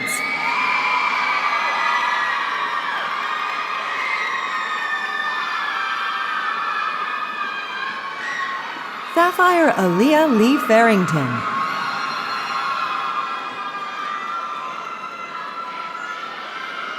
Hannah Kennedy Floyd.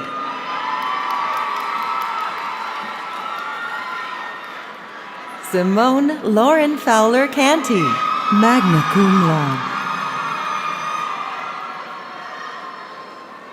Briana Monet Fugate.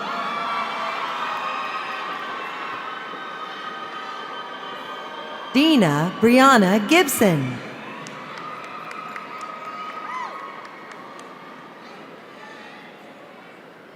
Ashley Nicole Gordon.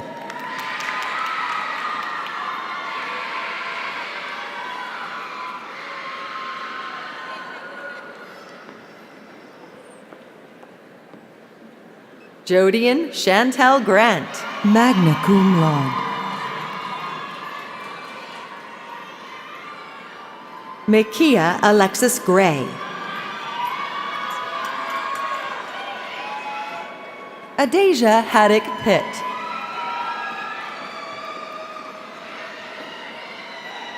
Anasia Martine Hardman.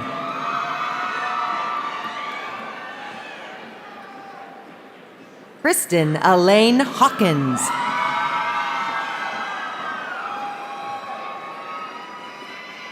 Unique Takia Hayes.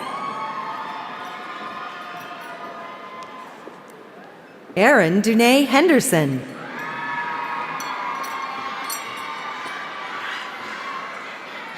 Ansu Delphine Oba.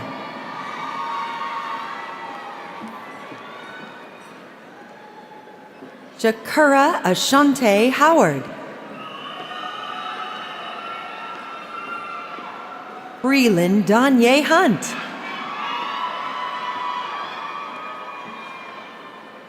Shara Sunrise Hunty, cum laude. Gretchen Tressell Courtney Ingram.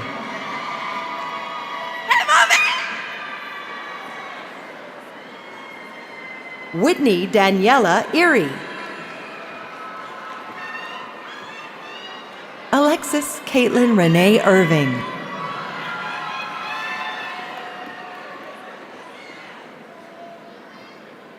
Michaela Marie Ivy. Gertrude Alexis Jacobs. Rochelle Farah Jean.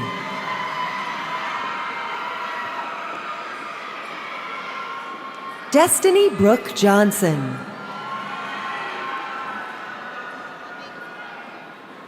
Nafisa Emma Johnson.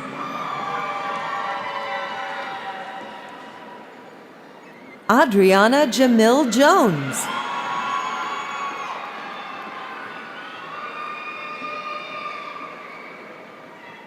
Raven Iman Rhonda Louise Jones. Briana Nicole July.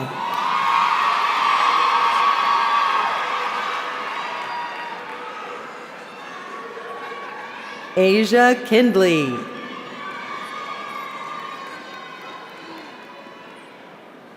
Tiara Elise Lacey, magna cum laude. Amani Raven Lee. Tiara Michelle Lockwood.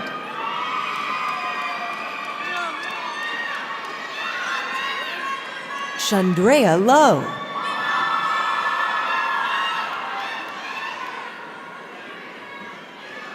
Faith Janae Lyons.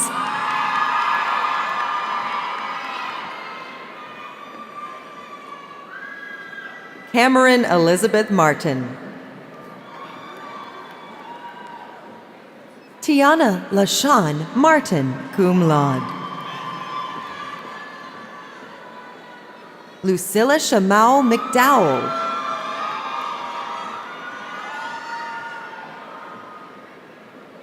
Madeline Walker Miller.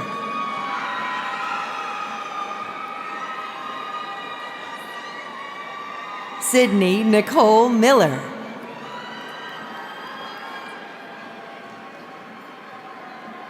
Diamond Nicole Mitchell.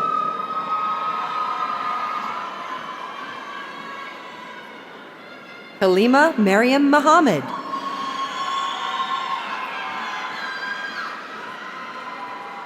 Patience Mukashayaka, summa cum laude. Eunice Zola Mushawatu. Honesty Tina Joette Neely. Destiny Chantal Nelson.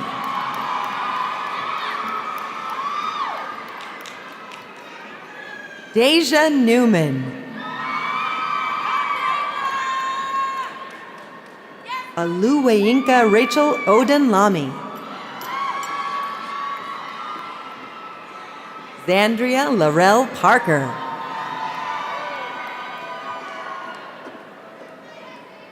Cameron Eloise Party, cum laude.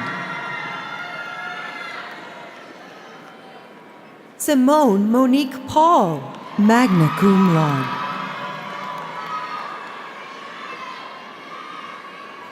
Gaina Yvonne Pierre.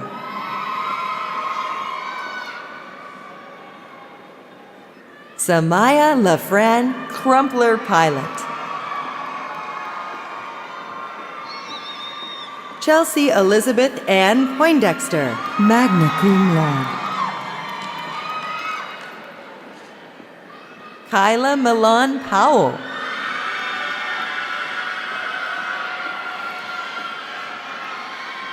Sienna Loren Robinson, cum laude. Jamaica Robinson.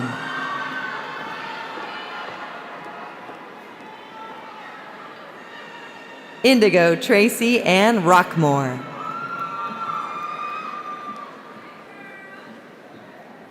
Leah Rogers, magna cum laude. Brooke Nicole Ross. Briana Colleen Sandy.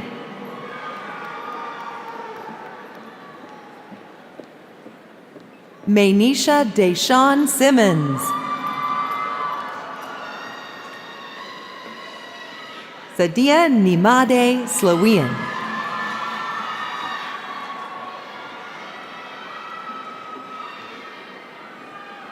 Avril Romaine Smalls.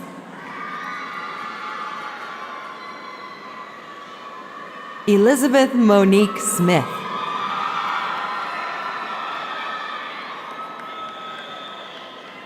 Jasmine Louise Stepney. Simone Nicole Stinnett, magna cum laude.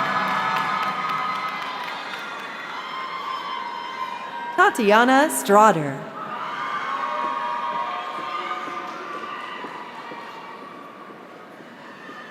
Chans Mariah Stuckey.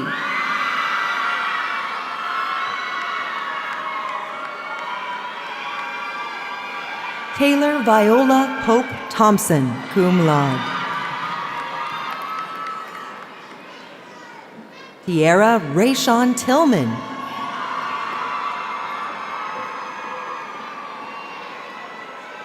Mercedes Comalita Todman.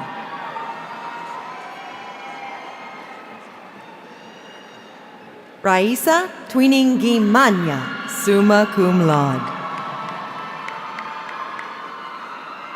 Victoria Temidayo Ugwu. Morgan Varner.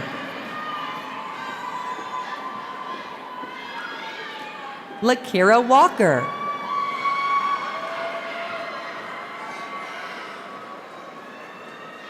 Jasmine Tyree Walton.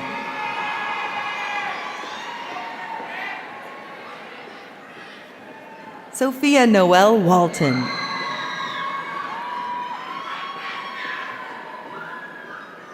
Jessica Ireland Ward.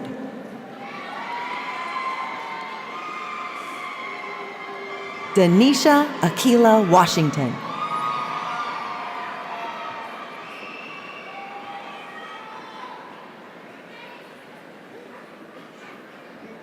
Deanna Watkins.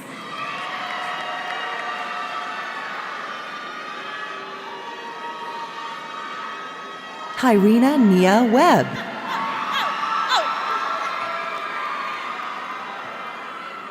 Brittany Nicole White.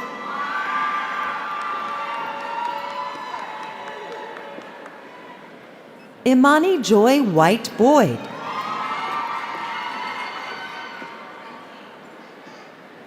Brandisha Monet Williams.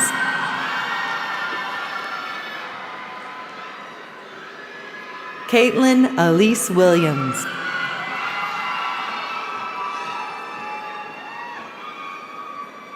Jasmine Brianne Windley.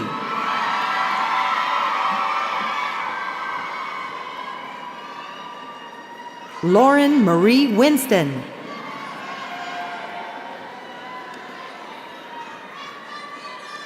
Lena Danielle Wright.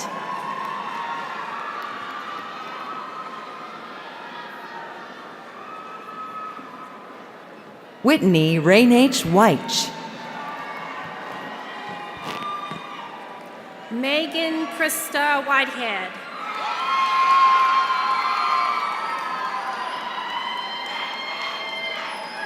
Kia Joanna Colette Cooksey.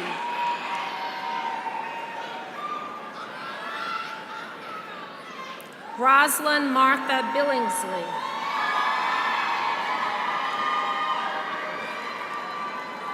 Ricky Edwards.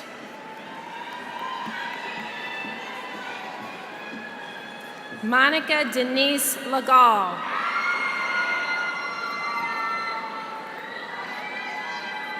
Jayla Nicole Clark.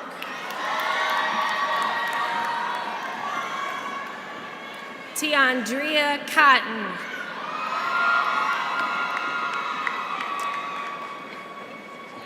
Diamond Mache Beanie.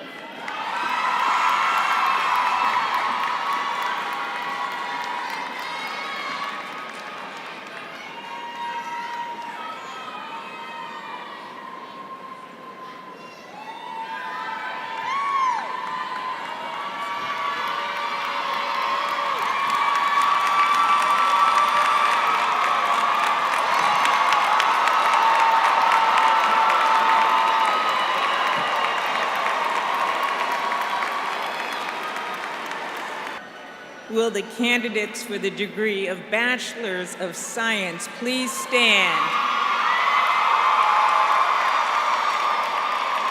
President Campbell, upon the recommendation of the faculty and by vote of the Board of Trustees, it is my pleasure to introduce to you these candidates for the conferral of the degree of Bachelor of Science.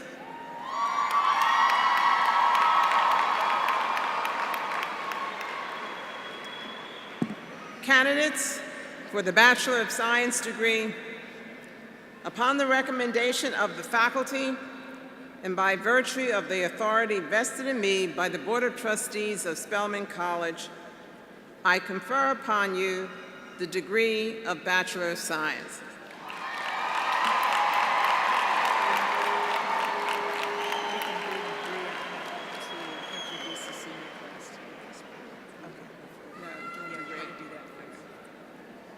Please be seated. Now we'd like to pause to acknowledge those students who have completed the dual degree in engineering program. Please stand so we might recognize you and congratulate you on your achievement.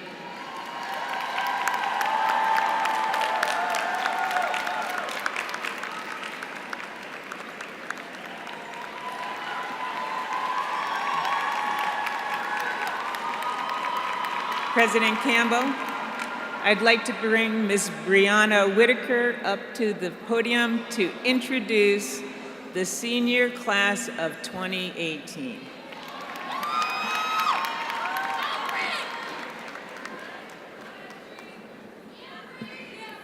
Hey y'all. So life doesn't always go as planned, but it kind of reflects our class and our journey throughout Spelman.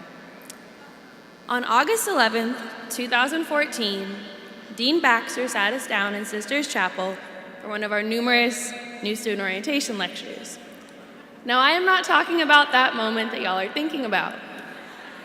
Instead, I'm thinking about the time she said, "Ladies, your class will graduate on Sunday, May 20th, 2018. Make sure you graduate with them, because that day is coming sooner than you may think." 1,380 days later, that day is here. I cannot describe my mixture of excitement, joy, and fear that's overwhelming me and my sisters today. Congratulations, ladies, we did it. For those of you who don't know, my name is Briana Nicole Whitmore, a graduated senior political science major from Fairfax County, Virginia, and over the past 2 years, I've served as the president of the class of 2018. Now, Our class is known across campus, specifically with the administration, as being one of the most outspoken and fiery classes the school has ever seen. These ladies have redefined what it means to be a Spelman woman while still holding on to the traditions that link us to our fellow alum. Our class is comprised of 478 of the most brilliant, impactful, poignant, and artistic change agents who are about to enter into the world to disrupt the preconceived notions of what it means to be a Black woman in America.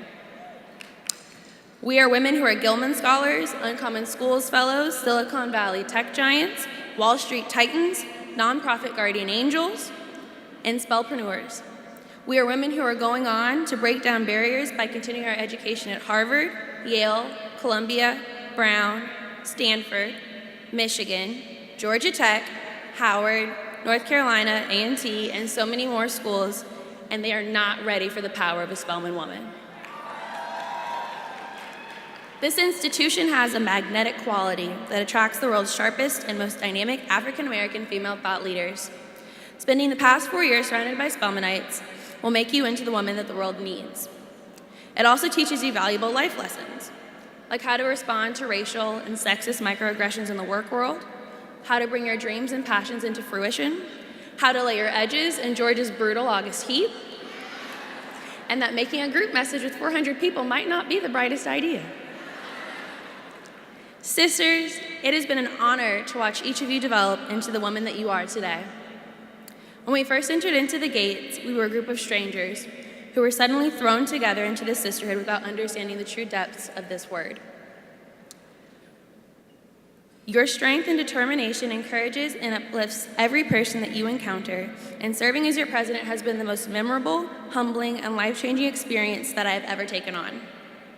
No matter what happens in the next phase of our lives, please know that our love is unbreakable and will propel us into the next phase.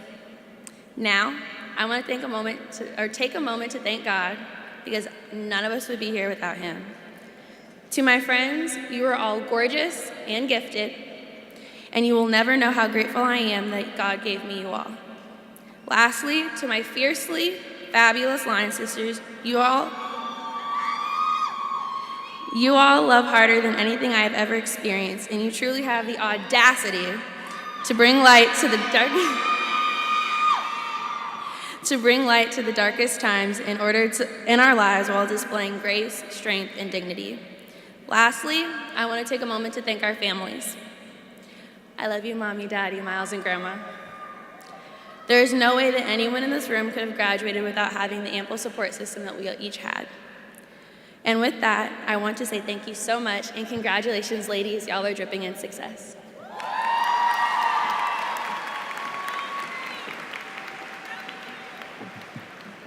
Now you've got your degrees in your hand. Please stand. This is the moment when you may switch your tassel from right to left, and you are now a Spelman College alumna. Congratulations.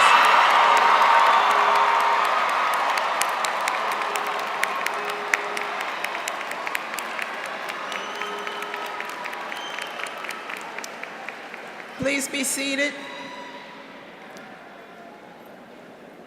I'd like to now invite to the stage your sister alumna, Tara Buckner, class of '87, president of the National Alumni Association of Spelman College, and alumna representative to the Board of Trustees, who will bring welcoming remarks.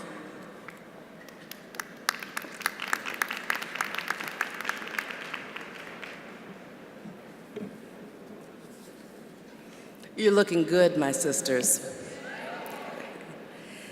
Good afternoon. I'm Tara Buckner, president of the National Alumni Association of Spelman College. From its beginning in 1892 as the alumni of Spelman Seminary, through its incorporation in 1976 as an independent 501c3 organization, the National Alumni Association of Spelman College has provided an enduring commitment to our alma mater, We now gladly take this opportunity to welcome the newest class of Spelman graduates into our organization. Now, will the remarkable Golden Girls of the class of 1968 please stand?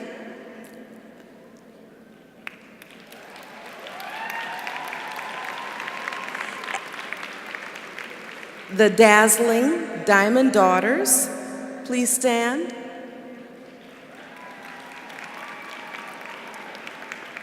And now, all other dynamic, world-changing alumni of Spelman College, please stand.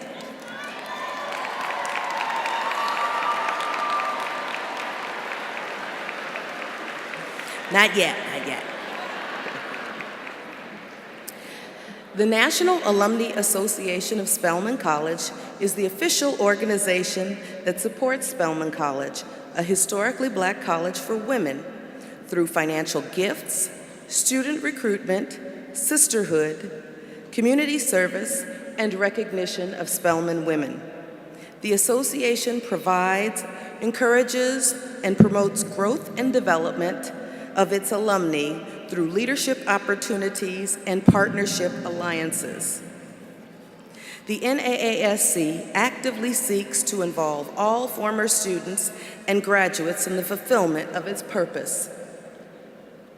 Now, will the class of 2018 please stand?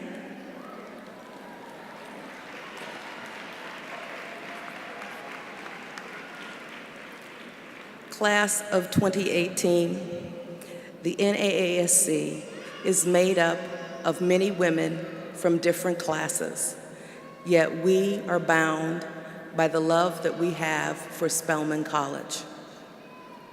By the powers vested in me, as I serve as the president of the National Alumni Association of Spelman College, I hereby induct the graduates of the Spelman class of 2018 into the sisterhood and grant you membership into the NAASC with all rights and privileges thereto.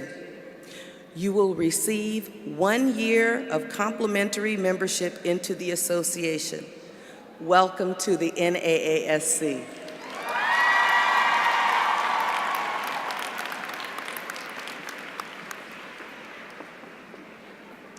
Thank you. You may be seated. So, we have come to the end, and it's my job now to give you your charge. So one of the great things about being an alumna of Spelman College is that there are all these great traditions, and traditions are important, because traditions are the way that we show each other and show the world what our values and our principles and our beliefs are. So one of my favorite traditions is the annual Alumni Convocation. It took place last week. We had over 1,000 alumni who came back to Spelman campus, and we host them in a convocation at Sisters Chapel, and we had hundreds and hundreds of alumni in Sisters Chapel. Everybody's dressed in their white attire. And according to tradition, the 10th anniversary class, so that was 2008, has to introduce each of the reunioning classes, and they did it with music and stories about the social and political events that were going on during that era, starting with the class of 1943. So I'm sitting there in Sisters Chapel, and I'm listening to these stories. And it occurred to me that every class that graduated from Spelman College faced some urgent struggle in the Black community. The class of 1953, there were suspicions of the Cold War that hovered over any activity that was thought to be connected to the civil rights. For the class of 1958, despite this incredible education that Spelman women were getting, they still faced the very real limitations of Jim Crow. For the class of 1968, our Golden Girls, they were at the forefront, at the vanguard of a civil rights movement that by 1973 would change to the Black Power movement. Every Spelman graduating class faces a world of struggles and challenges in our community. And now here you are, class of 2018.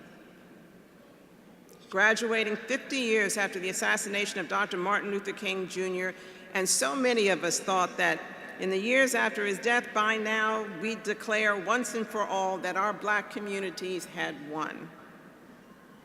We believed that his life's work and the work of legions of ordinary men and women and children would set us on the road to equality.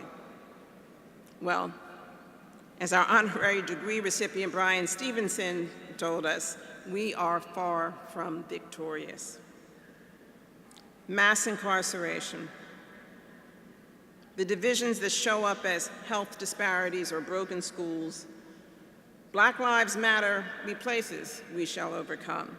So class of 2018, as Reverend Butts counseled us, there is work to be done.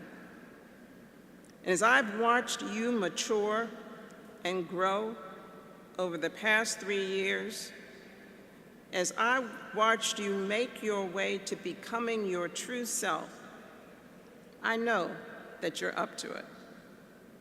I know that whatever urgencies and struggles you encounter, you are ready. You are ready with a trained mind and inspired heart. Briana July, you will bring a new narrative to the tech scene with your job at Microsoft. And Rosalind Miller, I don't know how you were able to work at American Airlines as a flight attendant and on your days off fly to Atlanta from Philadelphia for the past 6 years to complete your degree as a Pauline E. Drake Scholar. Congratulations. Fatih Sharon Sila, it was surely determination that brought you to the doors of the Paris Institute of Political Studies for work on a master's, first in Paris for a year, and then in Beijing for a year. NYU will never be the same after they experience your keyboards, Jacinia Jackson. And Columbia University is lucky to have the talents of Shanice Bass and Rochelle Otis. And the Harvard School of Public Health is equally fortunate to have the talents of Daisy Newman, who will be studying biostatistics there. Kimya Loader, you have so much to contribute to your classmates who will be in the PhD program in sociology with you at Stanford. And Zaire Bailey, your classmates will benefit from contributions in the PhD political science program at UC Santa Barbara. Carmen Reed, you have the voice of an angel. You will bring an inspired heart to your studies at Emory University, as will you, Amina Shumaki, when you attend Yale Divinity School. And Shadraya Lowe, you'll knock them dead at JP Morgan Chase as a technology analyst. And Briana Whitmore, you will wow them at LinkedIn. The students at Booker T. Washington High School on the west side of Atlanta will benefit greatly from having you, Tierra Fenderson and Dara Prentice, as college advisors. And Keo O'Neill, we applaud you for the courage and grace you brought to the Spelman College campus in the face of challenges these past 4 years. I could go on and on and on. We have 473 remarkable graduating seniors. Over 75% of you studied abroad. You speak Spanish, French, Chinese, Japanese, Portuguese, German, Yoruba, and you sign fluently. You completed tens of thousands of hours throughout the city of Atlanta. 42 of you are Phi Beta Kappa, and a third of you have been accepted into PhD programs. You and your families sacrificed to be here today.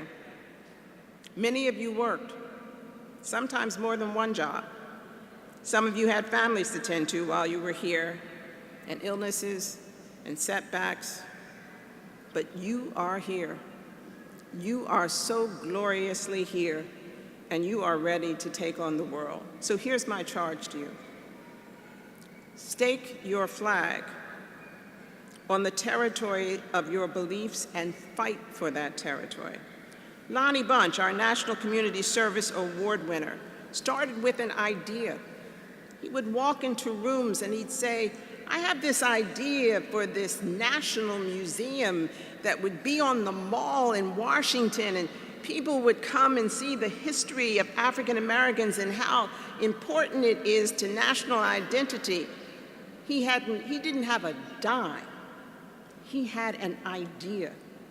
And he believed in that idea, and he went from room to room to room until he built a circle of supporters who built that magnificent structure on the mall. Yes, we should applaud him. Claim your passion and let your passion shape your purpose and meaning in life. Bryan Stevenson, our honorary degree recipient, started as a law intern who literally stumbled into his first case with a death row prisoner. And in the conversation that he had with that prisoner, he discovered his passion for life. And his work is hard. It's hard, plodding work, exonerating the innocent, one life at a time.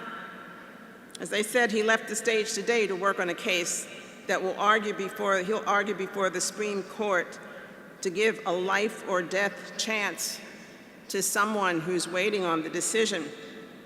And his National Monument to Peace and Justice that rises up on a hill in Montgomery, Alabama, gives shape and form and visibility to the hate, bigotry, and malice against our community that has remained hidden for decades. And finally, be the Black woman you need to be. Our commencement speaker, Rosalind Gates Brewer, class of '84, sat right where you are sitting now. The higher she climbed, the more she invested her time, talent, and treasure in her alma mater. She has supported a total of 9 first-generation students during their academic careers here at Spelman College.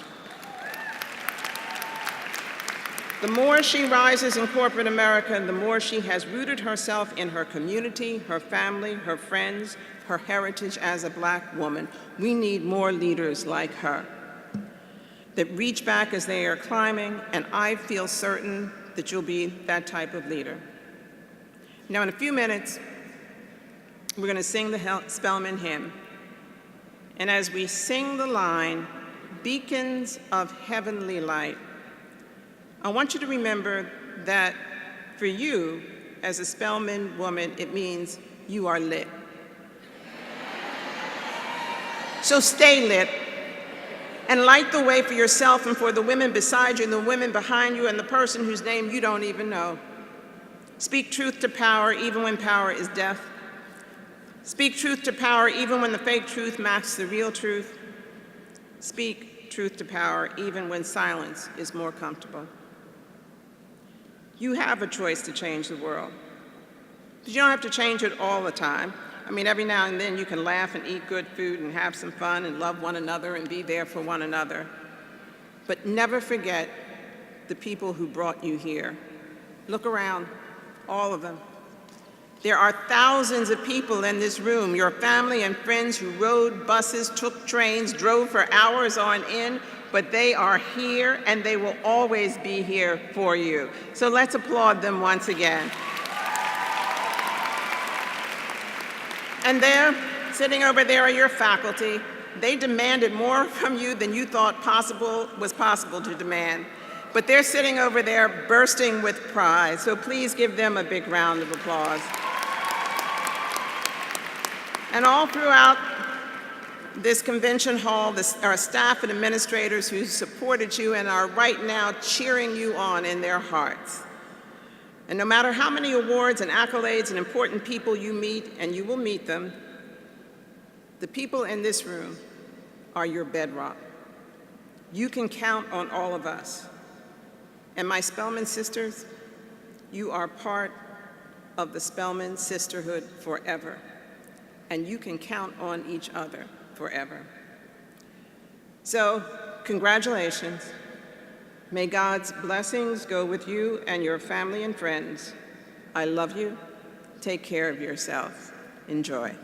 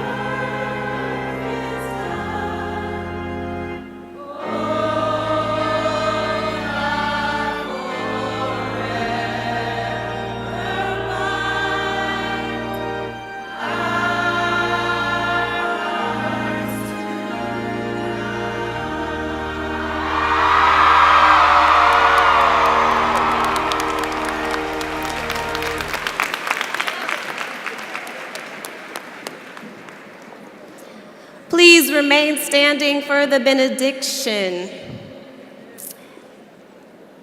As we prepare to leave this place, go now with God's blessing. The God who created you and the God who birthed you into this world for such a time as this. The God who calls you and keeps you on your quest. The God who equips you on your quest. Go now on your quest to serve, your quest to slay, your quest to love, and your quest to lead. But go knowing that you don't go in your own power, but you go in the power of the God who promised to never leave or to forsake you.